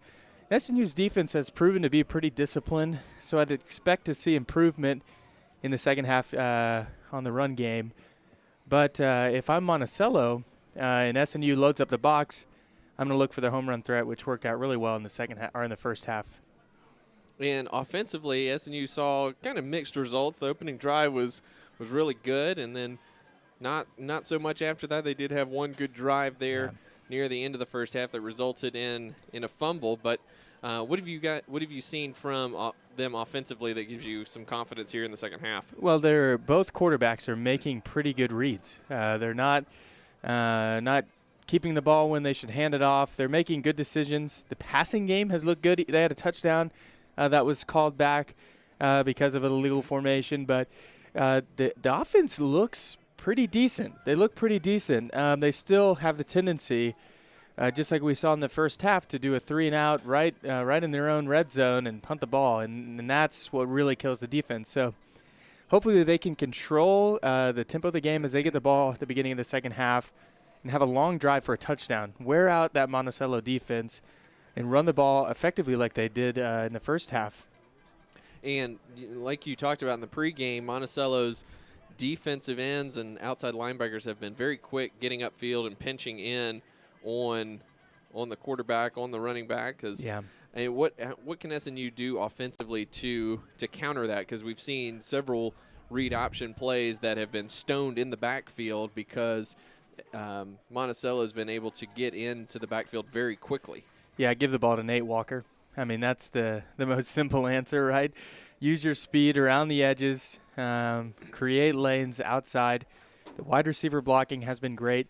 I would expect to see SNU trying to get the ball into the hands of some of their playmaking wide receivers through some screens, through some jet sweeps, but to get the ball outside, away from all those tacklers and into space, hopefully for some easy chunk yards and the ability to move the ball down the field. What is the advantage of doing that, with sweeps as opposed to just some swing passes? We've seen, quite a few of those in the first half, but is there a certain advantage one way or the other? It seems with, the defensive ends and outside linebackers pinching in, it makes more sense to get it out past them to start as opposed to making the exchange inside the box. Sure. Yeah, and there's a couple reasons. One, every outside play can't just be a pass outside because then they're just going to redirect and push people outside and then not worry about the inside. But two, you can, with this option-heavy offense, you can make them have to choose. So what we saw was a lot of times a hole open up in the middle of the field because they all chase Nate Walker. So it opens up the middle of the field just as much as it does the outside. Marini sends it deep. Alfred Greer fields it at the 8, and he's got a lane down the left side. Flag on the play, but Alfred Greer is going to take this to the house. But there is flag on the field, and I believe this one is going to come back, unfortunately. And Alfred Greer, again, the electric freshman. Two great returns, man. Two huge returns. And one stood up. This one will come back due to a penalty. But again, it seems like every time Alfred Greer touches the ball, good things happen. And we'll wait on the ruling from the official here.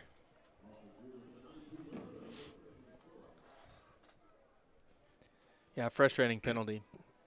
Obviously, you know, Certain, anytime you just get the perfect way to start the second half here. Yeah, it's And 2 touchdowns for SNU off the board. You know, Mhm. without penalties, we're looking at a potentially a tie game. So the hold will move the ball back to SNU's own 21-yard line, which is where the Crimson Storm will start out 1st and 10.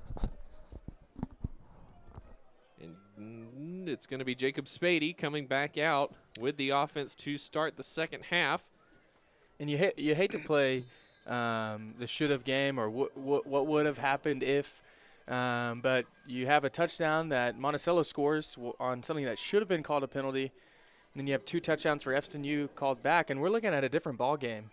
Sweet play to Nate Walker, and he finds the seam, but is dragged down at the 29-yard line by Gabe Brace for Monticello. Nearly broke that. And the new right tackle for SNU is going to be number 79, Mark Henderson. Of course, Sam Perkins went off with the leg injury at the end of the first half. Our best wishes go out to him, of course.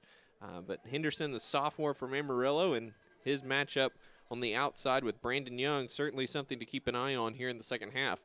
Walker in motion. The give is to Ramos in the backfield, and he is dropped for a 2-yard loss. Big hit there, right on cue from Brandon Young.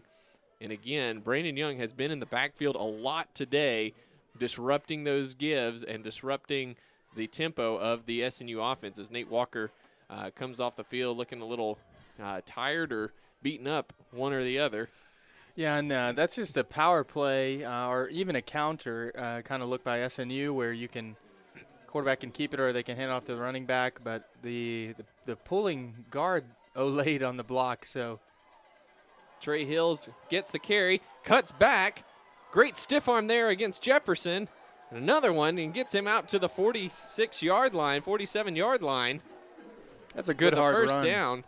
And again, the Monticello defensive line, all in the backfield, had hands on both Hills and Spady as that exchange was happening. But Hills was able to shake free, and a great individual play to get a first down out to the 45-yard line. And the good thing about SNU's offense is you don't have to have the superior athletes out there. You have to have the guys who want to run, who want to work hard. And that's just a good hard run. It wasn't anything special, but he just out-physicaled the guys trying to tackle him. Walker back in the game, goes in motion. Spady with the keeper up the middle. It looks like he got back to the line of scrimmage. Number 98, Michael Jenkins, plugging the middle, was laying right at the feet of Spady, a couple yards behind the line of scrimmage. Made it impossible for Spady to get anywhere. 63, the left guard, McCubbins, is out with a helmet issue, so we got a new left guard, so expect to see a run more than likely to the right. Or a pulling guard to the left. Yes. So one of the two. Yeah. It's always a nerve-wracking thing for any offensive line coach. Joey Carey on the center, and Spady, keeper around the left side, runs into the back of Henderson. And he's slow to get nowhere. Up. Oh, man. And now Spady grabbing at his knee, and this is not a good situation here. He, no contact on that play. He hit the deck and just ran right into the back of Mark Henderson, who pulled around from his right tackle position, and just does not look good here for Jacob Spady, the senior quarterback for SNU. And we will step away here while trainers attend to him. And hopefully it's nothing too serious for Spady, but we'll take a break and be right back after this.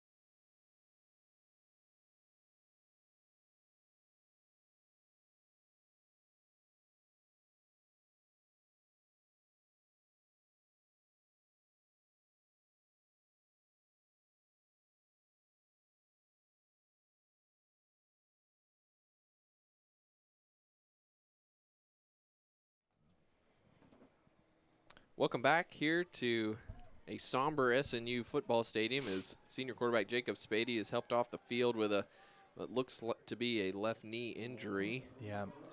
Not a good look there as Gage Porter's into the game now. 3rd and 10 for SNU. He's back to pass, faces the rush and slips down back at the 40-yard line.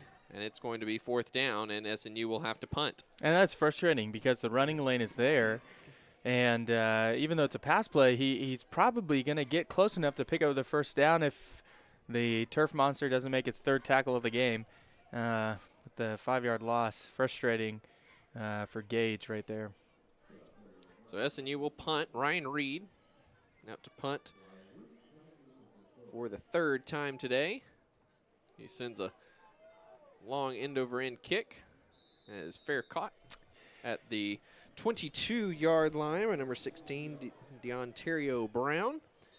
And that is where Monticello will take over. So what does this do for you? What does this do mentally for the SNU offense? Are you seeing your senior quarterback go down with a knee injury now? You've seen your starting right tackle go down with what looks to be a pretty bad injury as well. Where do you at mentally if you're the SNU offense, seeing your guys start dropping like flies like this? Yeah, injuries can do a couple things. In a close game, which I would say this is a close game, it's definitely not out of reach. Now, a quick touchdown by Monticello right here, we might be saying it's a different story, but they can make you work harder. You can, especially for seniors, you can really rally around those guys and want to play for them. And I know that sounds silly. It sounds like something out of a movie. But when a leader goes down, they can still be just as motivating in their injury to a team. So, you hate to see anyone get injured, but sometimes it can really help. But just like with anything, there's always a flip side to that. And sometimes the lack of leadership can really disrupt a huddle. It can mess up the flow of the offense. There's all kinds of things, especially losing a right tackle. We've seen different quarterbacks in for SNU. But losing a right tackle sometimes, it can be missed assignments, missed blocks, which can lead to bad plays for the Crimson Storm.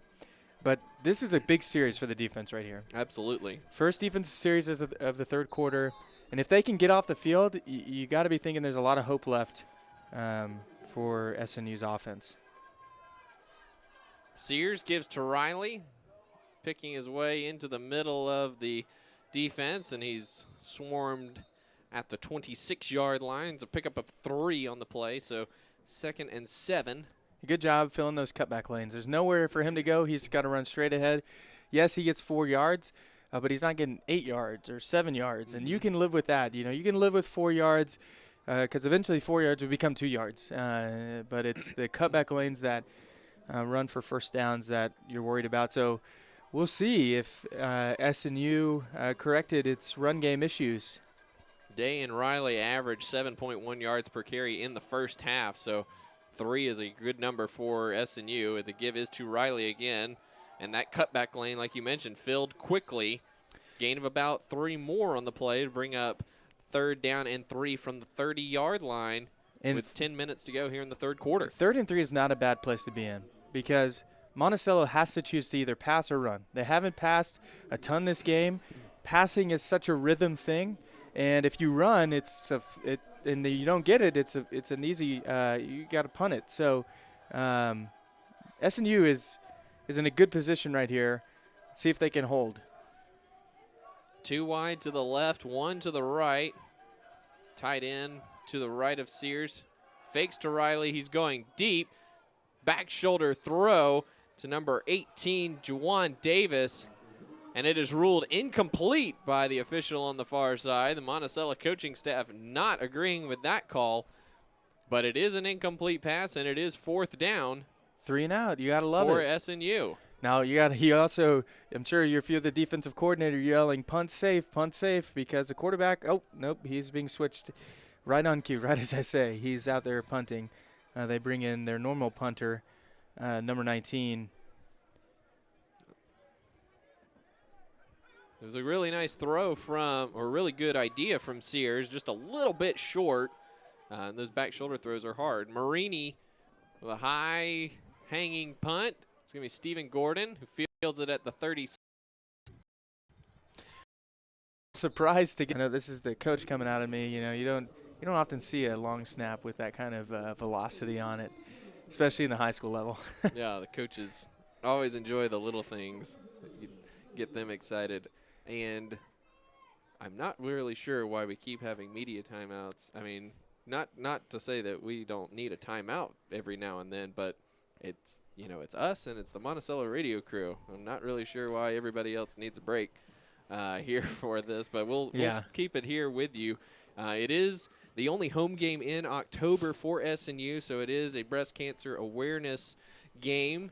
A lot of pink in the stands with the student section and decorations around the stadium. So, October is Breast Cancer Awareness Month across really all of football. You see lots of the NFL and lots of schools and in college participating, high school as well. So, really it has been a great thing to bring awareness to over the past several years as the sports have really gotten behind all these different awarenesses for cancer and cancer research. So SNU back on the field. Good field position. And Alfred Greer in the backfield with Gage Porter. Let's see if the electricity can continue. And the give is to Greer. He cuts back up the middle and picks up about 1 on the play. The only disadvantage for Greer, like Nate Walker, is a size thing. Greer just stands 5'7", 166. But he is just a freshman, so plenty of time to hit the weight room and build out the body a little bit. That's right, and hopefully the weight room can stretch him into about 5'11". That'd be nice. That'd be great. We can call medieval times and see if they have a rack available. That's right. But listen, hey, Darren Sproul is one of the best running backs in the NFL for a long, long time. He's just as tall as either of them. So the give is to Greer up the middle, and a great tackle on the play by Jalon Watts, shooting the gap from his middle linebacker position, able to take down Greer at the line of scrimmage, brings up 3rd and 9 from the 37-yard line of SNU.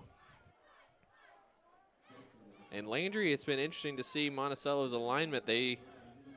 Whenever SNU's in tight, roll-off's out by himself, and it is true one-on-one, no safety help at all. They're loading that box up. But SNU, conversely, they've been running essentially their triple option game the whole time.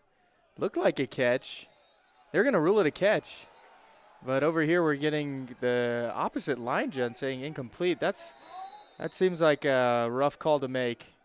And now the field judge just threw another unsportsmanlike conduct penalty on Coach Lambert, and I believe that's because they had the sideline warning early in the first quarter.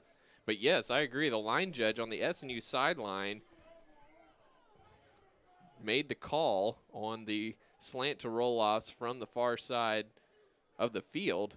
I guess he maybe just had enough of a window to see the ball because roll-offs was facing in on with the pass. We'll see what the flag is for.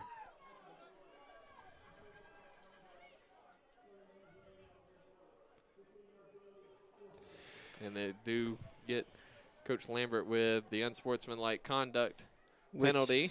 Which is nitpicky, if you ask me. Oh, absolutely. It looked like he was just standing by the official looking for an explanation on why he made the call from so far away. And the line judge, if anyone, should be throwing that flag against the head coach. He's the one talking with them, but for whatever reason. Reed with a booming punt, fielded at the 26-yard line. And great coverage on the play by SNU. And a flag flies in from the line judge. It looked like Daniel Flynn and number 34, Curtis Williams, I'm not had some extra or. Not sure exactly what happened. They looked like they were both just being aggressive after each other, but I mean, Luke, you might have had a better view than I did. Yeah, maybe a late block in the back or something of the sort, but it certainly didn't look to be an after the play kind of deal.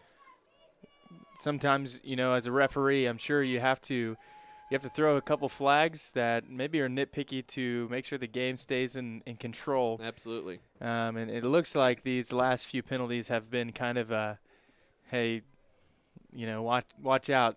Like, let's not get this thing out of hand. So they do get Williams for the block in the back on Flynn.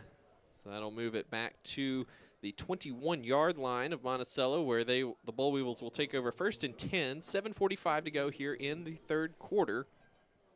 2 punts for SNU and 1 punt for Monticello so far, so a little bit more defense here. You can see number 25, Dylan Bauer, in at linebacker for SNU for the first time today. The give is to Alex Day, and he cuts up over the right side of the line up to about the 30-yard line. 9-yard pickup on the play will bring up 2nd and 1. Monticello looks to push the tempo a little bit. And a great pull by Monticello's Saley, their left tackle, pulls all the way around the formation and kicks out number 45 for SNU, the defensive end, Lloyd, which created the huge running lane. Here's Day, patient running over the right side. Picks his way through the Josh Jordan tackle and is finally knocked down by Trenton Smith at the 37-yard line. Pickup of 7 on the play. And that'll be a 1st down and 10 for the Boll Weevils, who continue to find success on the ground. That's right, and they're just using their athletic linemen, which sounds like it sounds a little counterintuitive, but they're quick guys, and they're getting across the formation, and they're taking on these 3 defensive linemen for SNU with ease. Day again runs through the arm tackle of Spurlock, but it was enough to slow him down, allow Dylan Metter to make the tackle after a 1-yard pickup. And even though Spurlock doesn't make that tackle, you have to love that as a defensive coordinator, because he fights through the block and he slows down the run so the linebacker can clean it up. It's a good aggressive play because he's against Saley, this left tackle out of Little Rock, Arkansas, who's they say he's 6'3", 245, but he looks much larger than that. Yeah, definitely is a lot more heavier than 245. Maybe 345. Big guy. Sears rolling to his right, throws it up for grabs. It's tipped up in the air, and it's intercepted by Smith.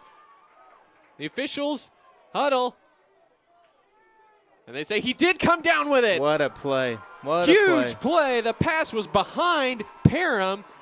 Josh Jordan got a hand on it, tipped it up in the air, and Smith, with a toe tap job on the sideline, came down with the interception. A huge play for the SNU defense at their own 41-yard line. You know, every skill position on the defensive side of the ball, so corners, safeties, linebackers, outside linebackers, they all do this drill.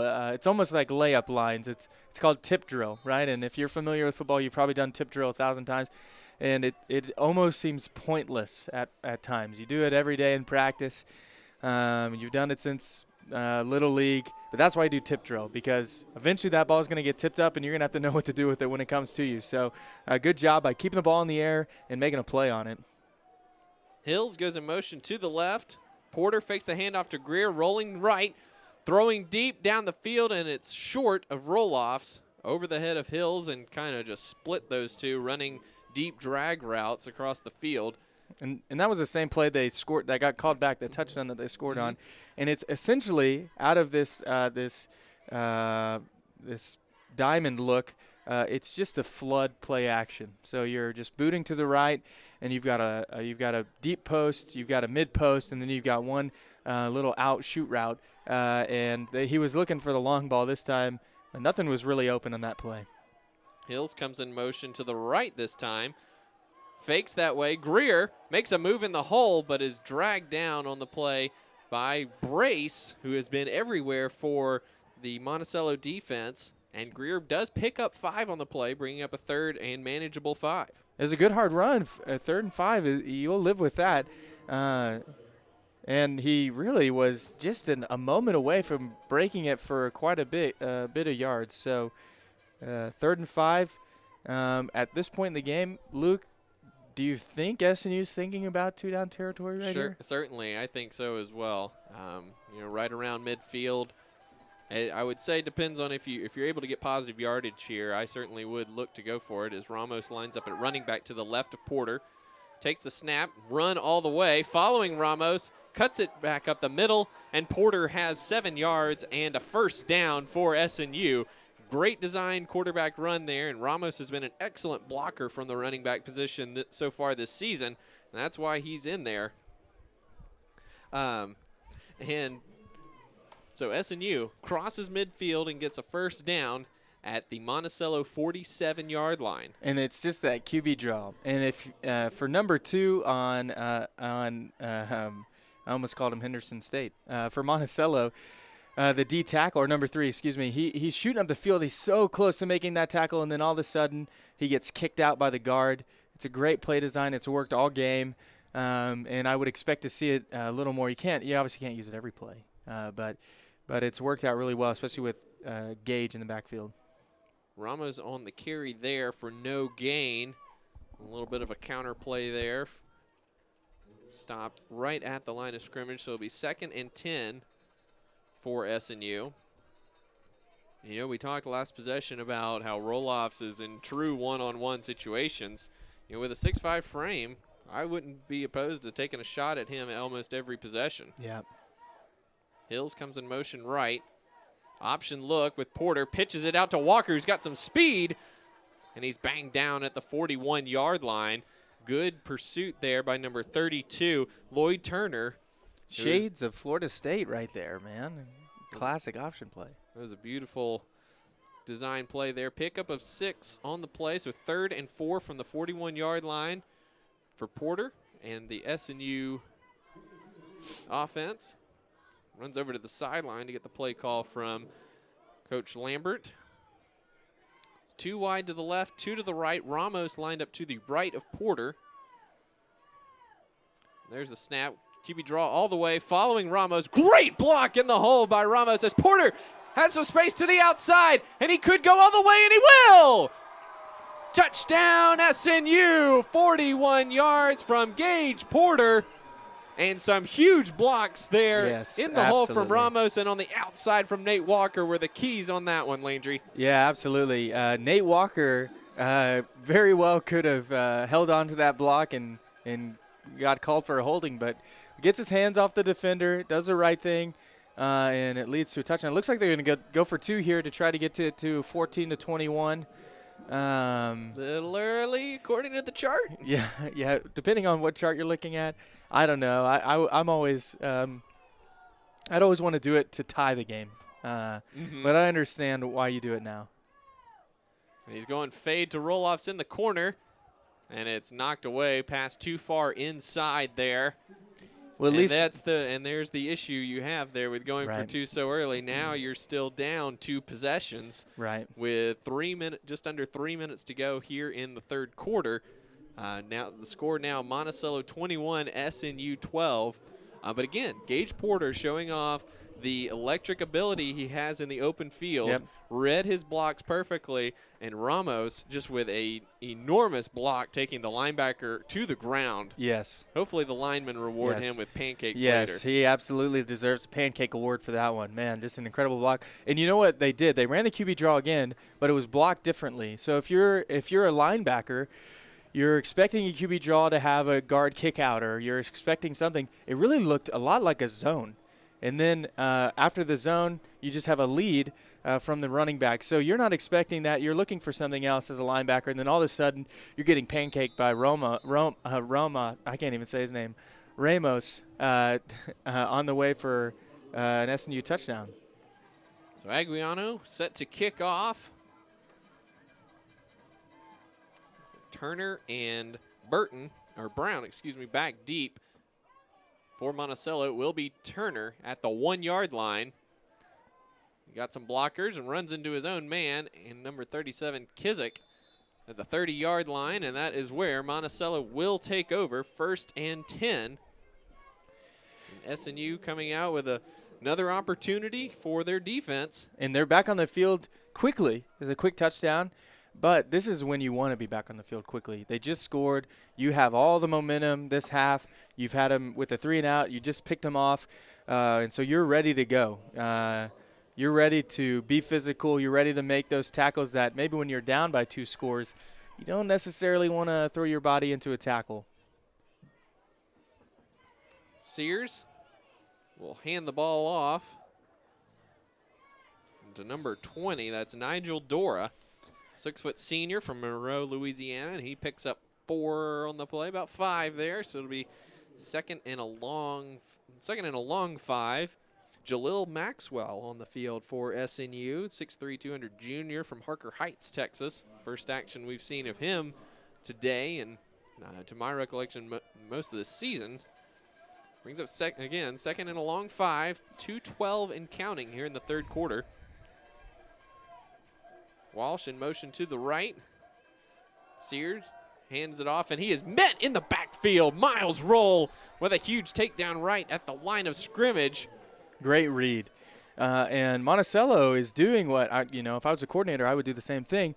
You put 2 tight ends on the field, one as that kind of sniffer back, but the other one on the line of scrimmage. Essentially, you're just motioning this guy over to add extra blockers to run away from those plays. But Roloff just reading it excellently, meeting him in the backfield. 5 wide outs, 3 to the left, 2 to the right for Sears on 3rd and 5. Looking deep down the sideline, and it is caught. Great adjustment on the play by number 10 for the Boll Weevils. That's Kadrin Brunson. Big pickup on the play down to the 33-yard line of SNU. Great adjustment on the back shoulder throw from Sears. Put it right on the money, and Brunson was able to bring it in for a huge pickup and a big first down in SNU territory. A much needed first down for Monticello, who hadn't got maybe one first down this half. 3 wide left. Riley in the backfield with Sears. The give is to Riley. Going through left guard and tackle, and he's taken down, slips down at about the 30-yard line, just inside that. That'll bring up second down and a long 6. We're going to find out a lot about the SNU run defense right here. You just get a big first down, 2nd and 7, or 2nd and a long 6. Are you gonna stand and slow down the run game? Are you gonna make them pass, or are you gonna get tired and let holes open up? So we'll see.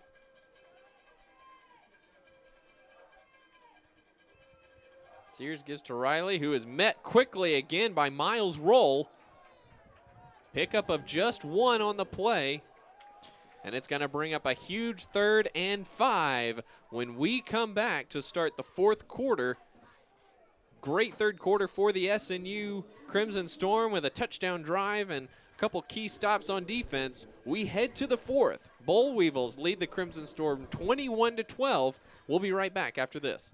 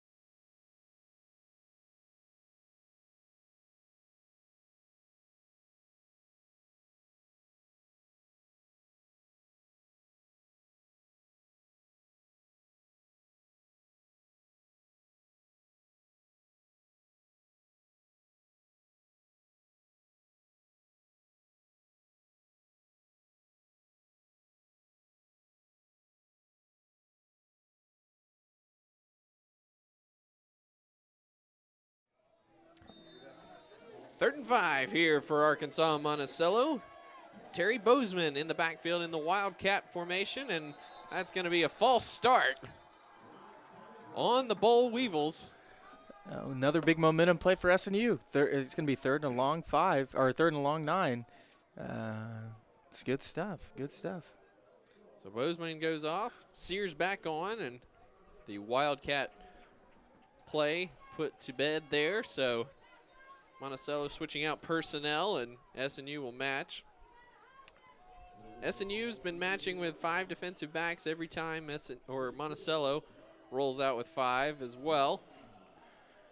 And the last time they were in this formation, they got that long pass play, but number 7 for Monticello ran that same referee pick play. So I would expect to see that again this time, for them to throw it. So here's pressure off the edge from Lara. Dumps it off short. And he's going to be taken down at the 25-yard line. It's number 8 on the play, Ralph Singleton. It will be short. It is 4th down. 4th and 2. And it looks like Monticello is going to go for it. And instead of taking that inside receiver, they took the second receiver on the trip side and ran him under, which creates a difficult lane for the SNU defender to get downhill that quickly. However, he's in great position, but he's got to make that first tackle. If you make that first tackle, it's a field goal. Great pressure from Zach Lloyd off the edge. Bozeman is in the Wildcat formation. He's going to follow Riley. He's stopped in the backfield. Dylan Metter breaking through the hole and takes Bozeman down for a loss of 1, and that's a turnover on downs for the Crimson Storm. And like I said in the first half, sometimes as a nose tackle, you don't get the credit. But Belichick blows that play up way before it even gets started, and then it's just an easy cleanup tackle. He has nowhere to go. So great job by the nose guard, who has to do the dirty work most of the time. But I know the coaches give him credit in the film room for those plays. And Belichick fighting through his own injuries this season, playing with a knee injury week in and week out. Just a great job from the senior. Porter, back to pass, quick screen to Roloffs, gets a block on the outside. Now he's picking his way across the field, and he ends up losing 2 yards for his trouble. Should have gotten upfield a little bit sooner. Got a great block from Hunter Flanagan. And he got a great no call, too. It looked like a block in the back from up here. Yeah. But I'm not the referee. So, yeah, you know, as a coach, you preach every week, upfield, downhill. And unfortunately, you know, Roloffs must have seen something that he really liked. But the danger in running across the field is you're losing your blocking lane. So you want to stay where your blockers are, and loss of yardage on that play. 2nd and 12. Hills comes in motion. Porter fakes to him. And he's got space up the middle, picking his way. And he's got space down the sidelines. Can they catch him? Oh, and he trips. Over the 25-yard line. There is a flag on the far side. I don't know if it's illegal formation or what it was thrown at the start of the play. It is going to be a legal formation. The line judge motioning back to the referee. Man, illegal formations have. And 5 men in the backfield has been an issue for SNU today on multiple occasions. And the first thing you want to do as a fan, you want to say, well, why aren't the wide receivers on the line of scrimmage? And that's valid. You know, you want to know that. Why is this one wide receiver not on the line of scrimmage? But two, if you're the quarterback, that's one thing you have to check before you snap the ball. You have to get your eyes around. You have to see what's going on, and it's really unfortunate. That's a 70-yard play that's taken back for a 5-yard loss.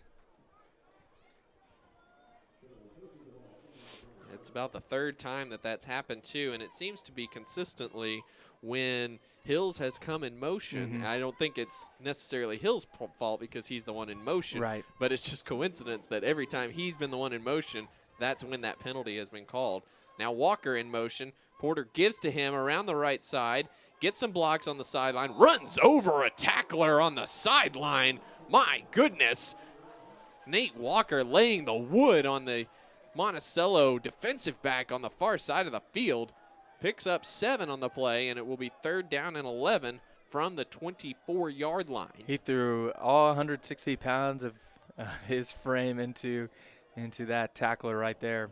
And, you know, even though he still gets tackled, still is out of bounds, the next time he runs around the corner, that guy's going to think twice about jumping in there for a tackle. Certainly. It looked like Jamil London, freshman defensive back himself.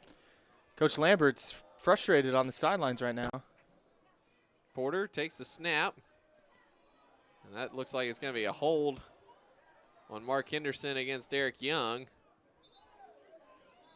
Looked like a face mask at the end of the play. Yeah, There's no flag agree. over here. Pass was complete to Walker. He's thrown out of bounds at the 35-yard line, but we're going to get a holding penalty on Mark Henderson.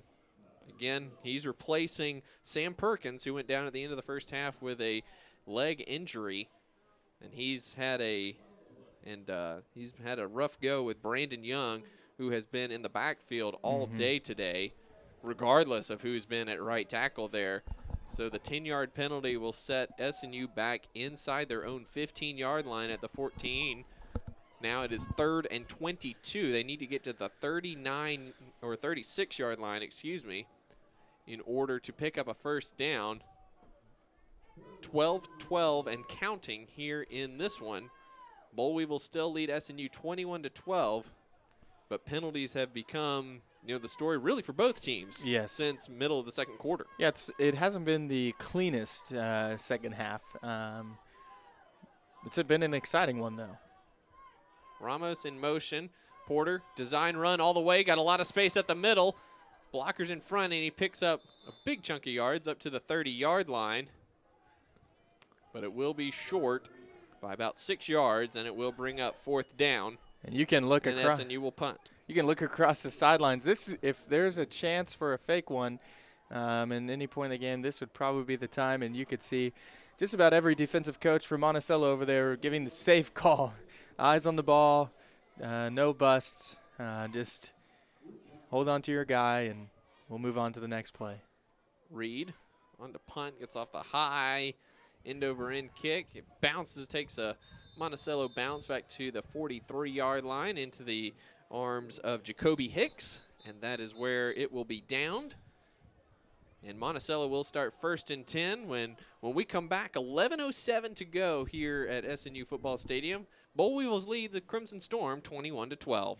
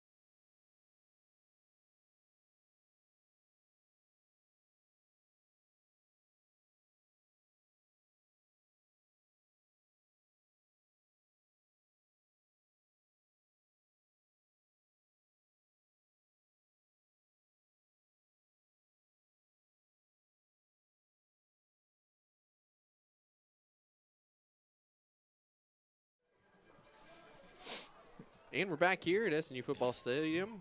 11:07 to go. Monticello leads the Crimson Storm 21-12. 1st and 10 from the 43-yard line for Monticello. 3 wide receivers left, 1 to the right. Riley beside Sears in the backfield. And Riley goes around the left side and carries Josh Jordan with him for 5 or 6 yards, and a big pickup right off the bat down to the 42 of SNU. 15 yards on the carry, and a quick 1st and 10 in SNU territory for Monticello. Nothing we haven't seen today is just a power play. Great pull by number 75, the right tackle, who got around quickly and cleared a huge running lane. Yeah, a little bit far back there too, looking down the line of scrimmage. Sears takes a snap, gives to Riley again up the middle. And he barrels through a small opening and picks up 8 more yards down to the 34-yard line of SNU. He's 2nd and about 2. 10.5 to go in this one. Yep, and Monticello on the move. Defensive coordinators take it personal when you run the exact same play 2 plays in a row. But if you're getting 8 yards a pop, why not? Yeah, why not?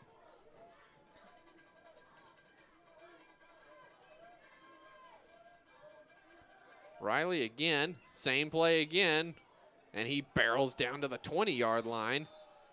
Josh Jordan finally makes the tackle on the play, and number 93 for SNU, Brandon Thomas, slow to get up on the play. Yeah, and we talked about it in the first half. They do the RPO, so run pass option, but they have yet to throw the pass option because they haven't needed to. Right. The run game has been so open. It was just a zone left, and they ran a route, but there's no reason for them to even run routes if you're a wide receiver because the running lanes are so open. Riley up the middle, slipped on his cut.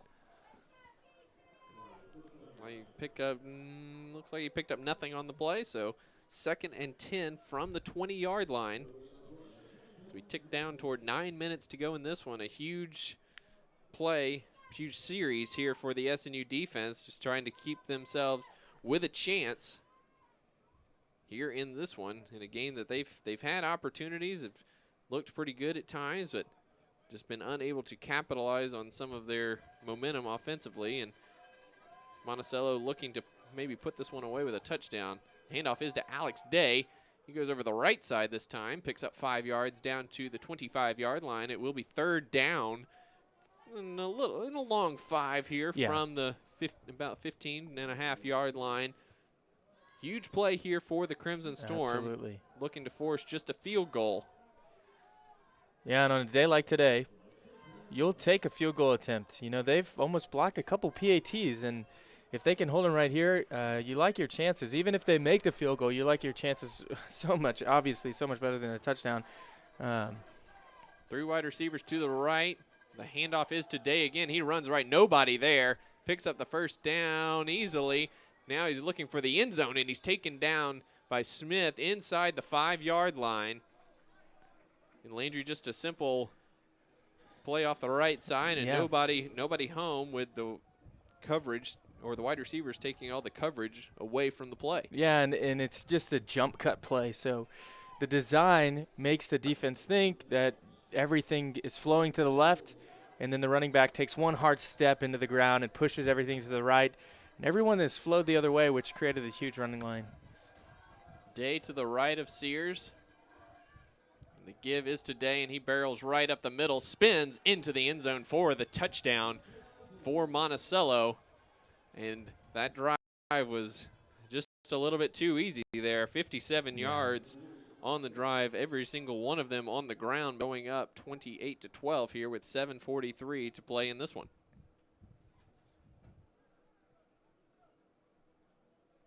Josh Marini on to attempt the extra point for the Weevils. Yeah, through in good. Luke's still a 2-score game. It is still a 2-score game. Technically, yes. It feels like a lot more than a 2-score game. But again, it would be a little bit easier 2-score game if hadn't gone point chasing on that last touchdown. Yes. You know, I will always remember or always think about that because you know, back in, you know, when the Panthers and Patriots played in the Super Bowl, Super Bowl 38, the Panthers went a little bit point chasing early. They were down 21-10, scored a touchdown, and decided to go for 2, you know, early or midway through the 4th quarter. Right. And then they missed it. Then they missed it on the next touchdown that they scored to take the lead. So instead of, and then that forced New England to go for 2. Which made it 33-30, right? If I remember correctly. So when New England scored their touchdown and went for 2, it made it 29-22. Okay. And then when the Panthers scored with a minute to go to tie it, 29-29, which if everybody had just kicked extra points the whole time, it would have been 31-28 at that point. Yes. In which case Vinatieri's field goal would have been to tie instead of win. Yes. So it's a classic example of why you don't chase the points too early. Yes. Luke being a Carolina fan, I'm sure that took some bravery to bring that up in the booth today. Talk about. It ruined my 8th grade year. I remember watching that game, and until 2 years ago, there had never been an overtime in the Super Bowl. So I just remember, I don't think I had a dog in the fight. I just wanted an overtime game. Nearly had it. I did. I know. I was rooting for Vinatieri to miss it. So Marini will kick off from the 35-yard line. He sends it deep. And Greer, with a chance for another electrifying play, fields it at the 2. And he gets around the left side, and another flag comes in. Penalties for 90 yards, and SNU 8 for 76, and we've had several more both ways here in the 4th quarter. So the hold on SNU will move the ball back inside the 10-yard line to the SNU 9-yard line. Again, 7.5 minutes to go in this one. Boll Weevils lead 28-12 over the Crimson Storm, and SNU looking to mount a comeback here with just a little while to go in this one. Porter back out there with Ramos, Walker, Hills, Hicks, and Roloffs. Hill's coming in motion, but there's a flag on the play. Looks like we're going to have a false start. Looks here like further. The left guard got a little too antsy. Number 63, McCubbins, jumped. He knew he needed a pull, but he pulled too early. So the 5-yard penalty sets SNU back even further. Will make this even more difficult for the Crimson Storm, who now have to go 95 yards. 96 yards. It looks like the ball will be spotted at the 4. SNU spreads Walker and Roloffs to the right outside the hash. Porter, quarterback draw all the way, gets a great block up the middle, riding his offensive lineman, and he will get close to the first down. Yeah. Got a little bit hung up there on his right guard, Grayson Winters, who was leading the way for him, and it slowed the momentum down enough for Monticello to get up to Porter and make the tackle, but still a great run on the play and brings up 2nd and 1 from the 18-yard line. So great space there for the Crimson Storm. If you ever wondered who would win in the race, Porter or Winters, I'm gonna have to say Porter. Absolutely. Even with a 5-yard head start. Yeah. Porter, spin move away from Young in the backfield, throws on a comeback to Roloffs, and that's going to be incomplete. And it was going to be 3rd and 1. And again, Brandon Young has been just wrecking havoc on the SNU offensive line all day long. Shades of Tony Roma right there with the spin move out of the pocket. That was a nice move. And at first it seemed like he had the lane outside to just pick up the first down with his feet, but great pursuit by Monticello's linebackers to get there and chase him down and have to force the throw. Would you have liked SNU to just do something simple to pick up a first down there just with 1 yard, and now you've got a 3rd and 1, and if you don't pick it up here, tough slaying the rest of the way. And Walker is sequestered in the backfield and loses about 10 yards on the play back to the 7-yard line, and SNU absolutely will have to punt now. Yeah. And again, going back to that 2nd down play, it seems it would have been more prudent to just do a quick play and get the first down and live to have another series. Yeah, that's true. You know, on 2nd and short, most coordinators like to take a shot, you know, and you're down by 2 scores. You don't have a lot of time left. You're not going to have a bunch of opportunities for a shot. You're not going to have a bunch of opportunities where the defense loads the box and gives you something to work with. So I don't know if I mind the call.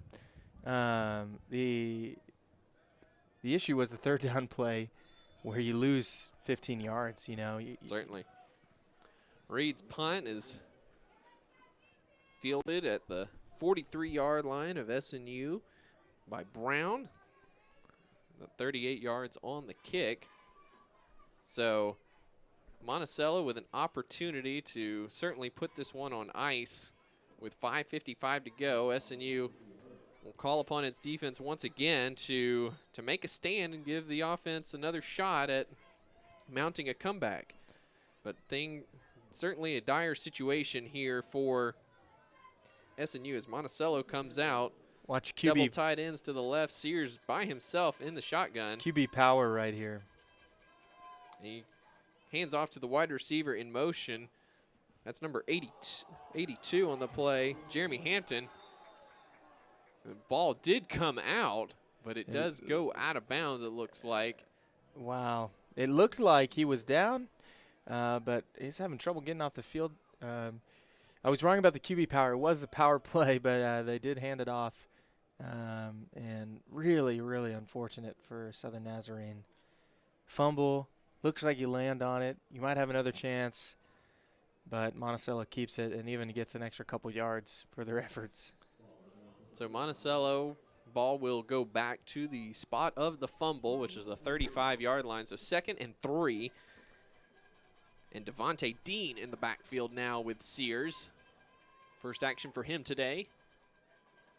And the handoff is to Dean right up the middle again, and he will pick up the first down to the 28-yard line.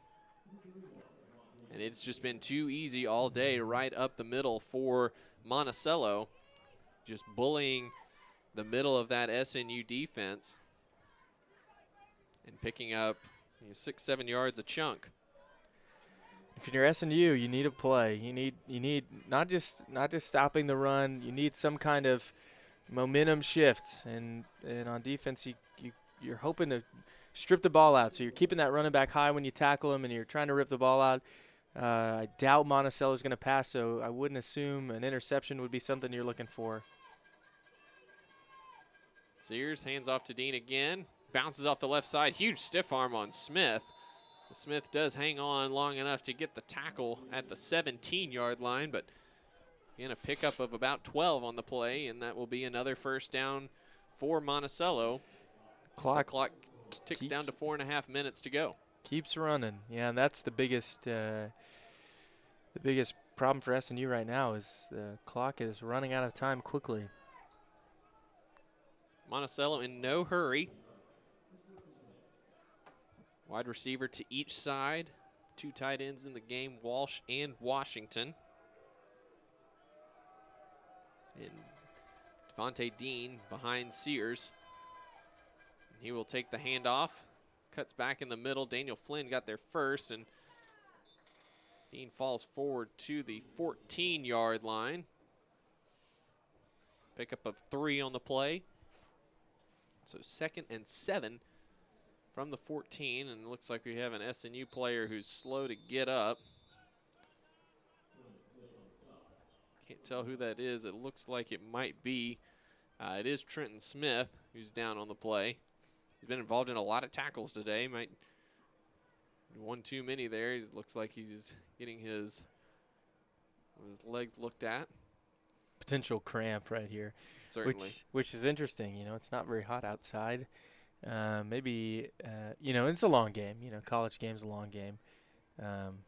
But maybe the training staff's going to give him a few extra Gatorades before he goes home the night before game next week.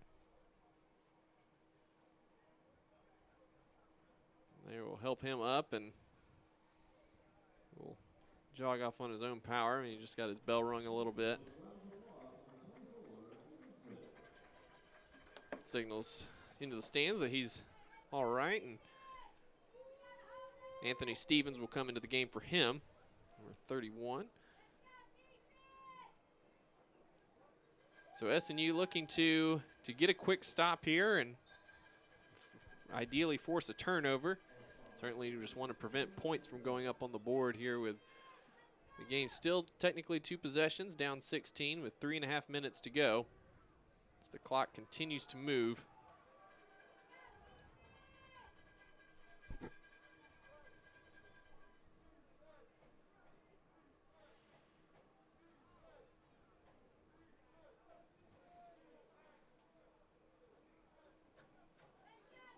Devontae Dean still the running back in behind Cole Sears.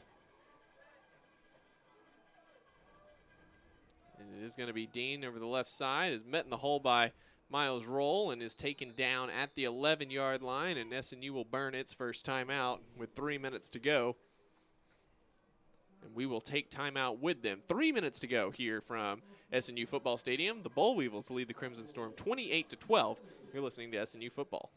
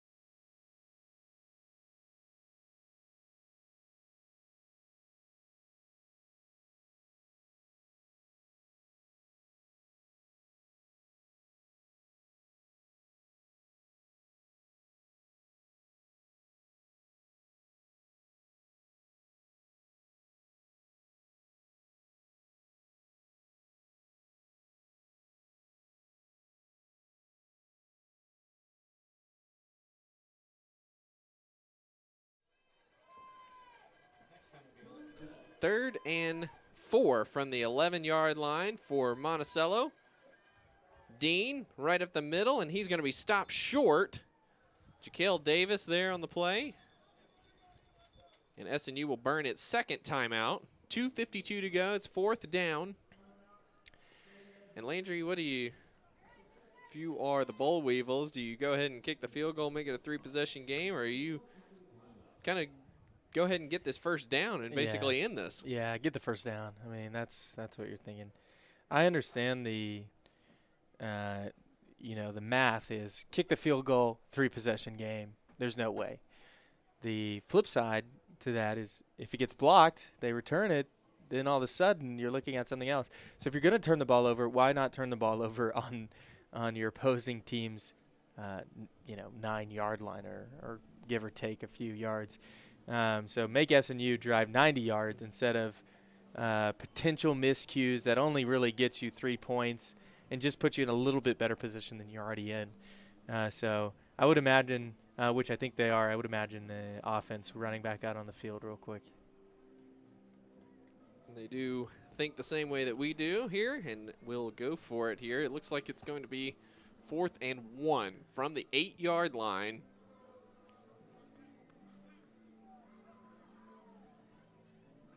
And the nice thing for Monticello is they've been able to run the ball all day with multiple wide receivers, and they come out here on 4th and 1 with 3 wide to the right, but this is going to be a run absolutely. Pretty much right up the middle. Yep. Riley is back, and here comes Sears, and he does get enough for the first down. And instead of handing it off, they just use that running back as a lead blocker and run QB power. Same play they've been doing all game, just with a different back and an extra blocker, and results in a first down that really is going to seal the deal for the Boll Weevils today.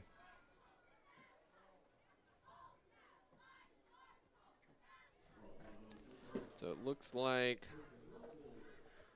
Arkansas-Monticello will just probably sit on this. It looks like they will try to run it could be plays as well. Quarterback kind of slow playing it and then taking a knee.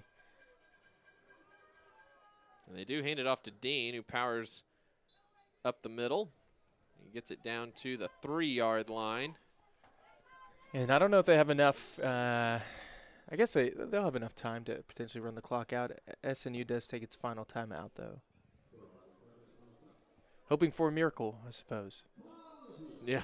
Well, with that final timeout, that will prevent Monticello from just kneeling on it a couple times. So they will have to at least continue to run plays or score. I would imagine that they'll just probably try to punch this in. Give the ball back to SNU with an unattainable deficit, if you will. Right. But, just starting to kind of wrap this one up a little bit. Certainly, like we've talked about mentioned a few times, the penalties in the second half in particular have just been killer for SNU and really for Monticello as well. They some of their drives were knocked off kilter by penalties as well, but it seems the penalties really were killer for SNU. Yeah, SNU had their opportunities, and a lot of their penalties were not like, it wasn't a hold that broke open a huge run. It wasn't a pass interference. It was silly stuff, misalignment, things that are so correctable. Caleb Kennedy in at quarterback, and he's going to throw, and it is caught for the touchdown by C.J. Parham. And a little interesting play call there from Monticello. Certainly it is your backup quarterback, but throwing up 2 scores with 2 minutes left is certainly not the most gamesmanship approach there. So yeah, I can understand if he's a senior and you're trying to get him a touchdown, before his career ends. But that's a freshman out there throwing a pass to a sophomore.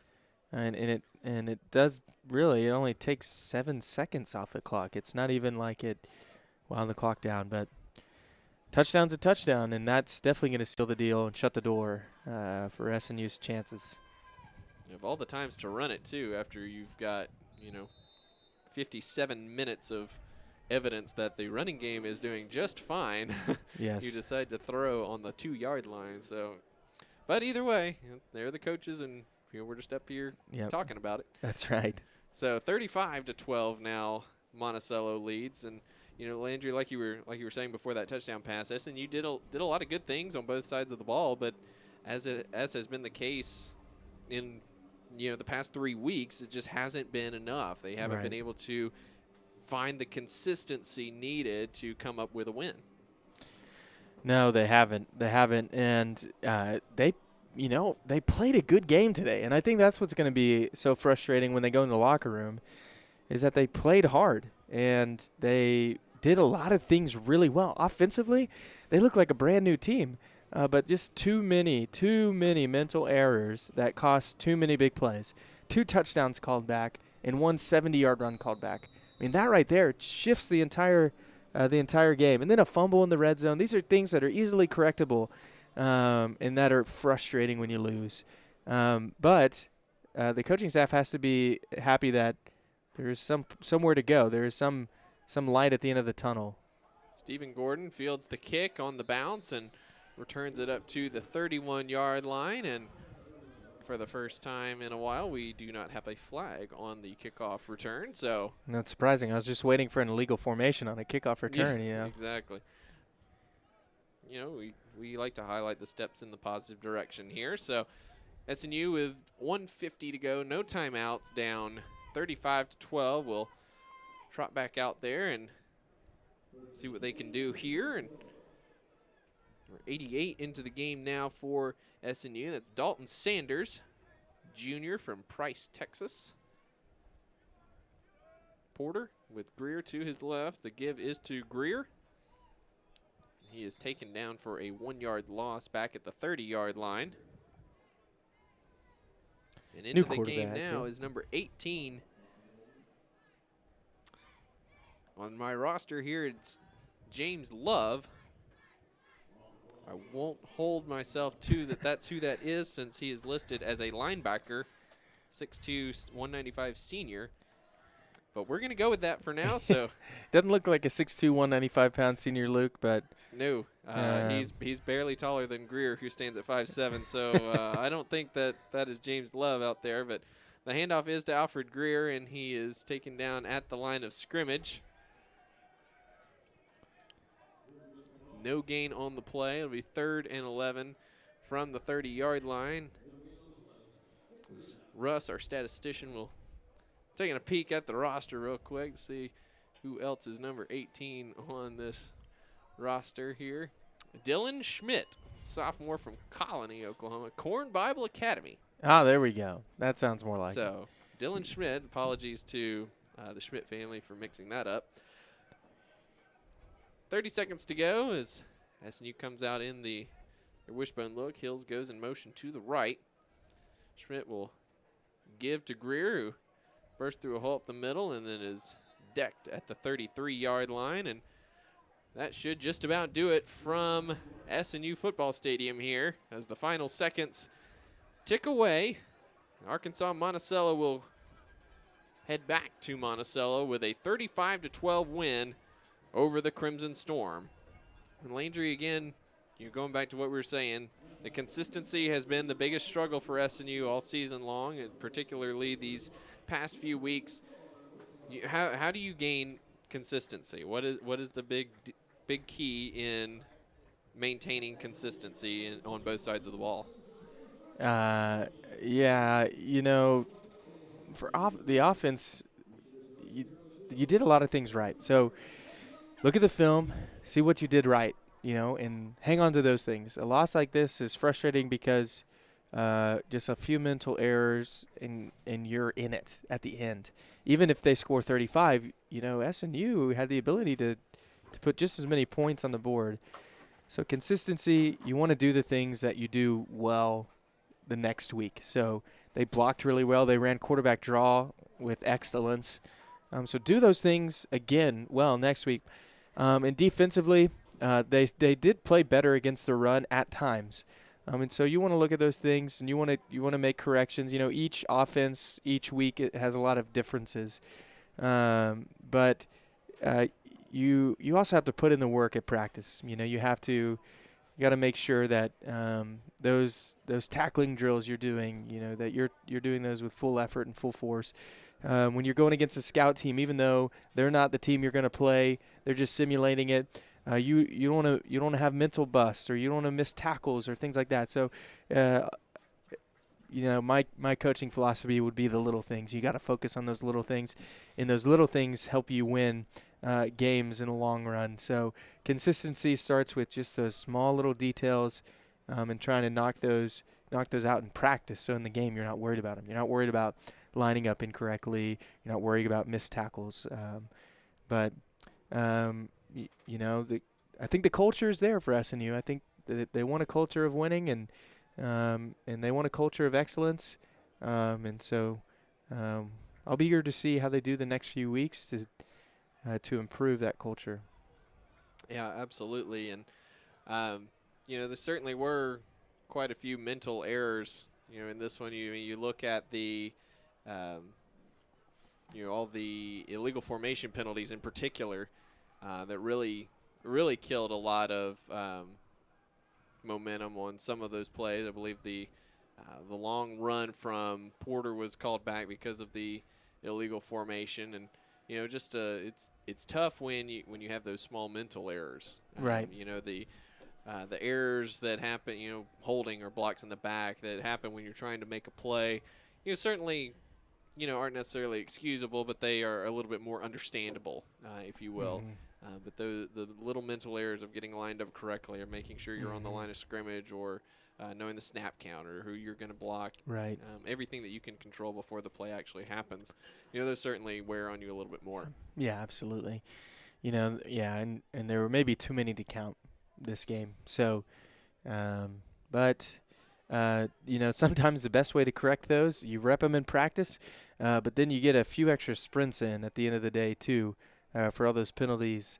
It makes you think a little bit clearer if you got to run sprints the next day for the errors you make on the field. So, all correctable things. Although it's been a frustrating season, there definitely have been some bright spots. And I think today, even though it was a loss and it was a tough loss, offensively there were a lot of bright spots, a lot of running lanes, a lot of success to be had. Defensively, they couldn't stop the run, but all of these things are correctable. And it's about, if you're the coaching staff, you're really trying to get the guys to see the vision you've been laying out, not be frustrated with another loss. Yeah, and, you certainly, a lot of football to be played here at, 4 games left in the season. Don't want to get too far ahead of ourselves as far as looking to next year, but, there is a lot of, like you said, a lot of hope for the future of the program. A lot of youth, especially on offense, along the offensive line, at the quarterback position with Porter and all the skill position players. There's a lot of youth there, so certainly a lot of good things to look forward to. SNU will face probably its toughest task this season, going on the road to Ouachita Baptist on Thursday night. So a short turnaround for the Crimson Storm this week as they take on the number 5 ranked Ouachita Baptist Tigers coming up this Thursday night there in Arkadelphia. And that's a tough draw for them to have to play A, on a Thursday night, right. B, on the road at Ouachita. And to combine all of those certainly doesn't exactly set up for success for the Crimson Storm with how things have gone this season. Yeah, that's about as bad of a draw as you can get. I don't know that I could say much more than that. Yeah. So, and not much more that I'm sure anyone on the roster or the coaching staff would say much more than that as well. You just got to go and give it your all and see what happens. But certainly some opportunities down the road after that. At Northwestern, OSU, and then home here for homecoming on November 3rd for SWOSU, and then you close the season at OBU. All winnable games, all just right ahead of you in the conference standings coming into today. All 3 of those teams 2-4 in conference. Monticello also 2-4 coming into today, and SNU there at the bottom at 1-5 now 1-6. So certainly some opportunities to close the year on a positive note, and that's going to be what Andy Lambert's preaching to his players in practice the next few weeks. So, Landry, any final thoughts here from you about this one and about the rest of the season going forward? No, just keep playing hard. Don't give up. And it's such coach speak, but it's true. You got to finish the season strong, especially if you're an underclassman. Seniors, this can be really frustrating and really somber. But if you're a younger guy who is getting some playing time, or maybe he's on kickoff, there's opportunities for you to stand out in these last few games, and there's opportunities for you to really make your mark. And so there's 4 games left, and there's still a lot of success to be had. It's not the easiest road, but keep working hard, keep grinding in practice, and keep doing the little things. Again, the final here from SNU Football Stadium. The Boll Weevils of Arkansas-Monticello with a 35-12 win over the Crimson Storm. Monticello moves to 3-4 this season, and SNU drops to 1-6. Again, we will be back on the air Saturday, November 3rd, here for homecoming against SWOSU at 1 o'clock. We'll come on the air about 12:45. So we hope you tune in to hear us then. And again, for Landry Franks, I'm Luke McConnell. Have a great evening.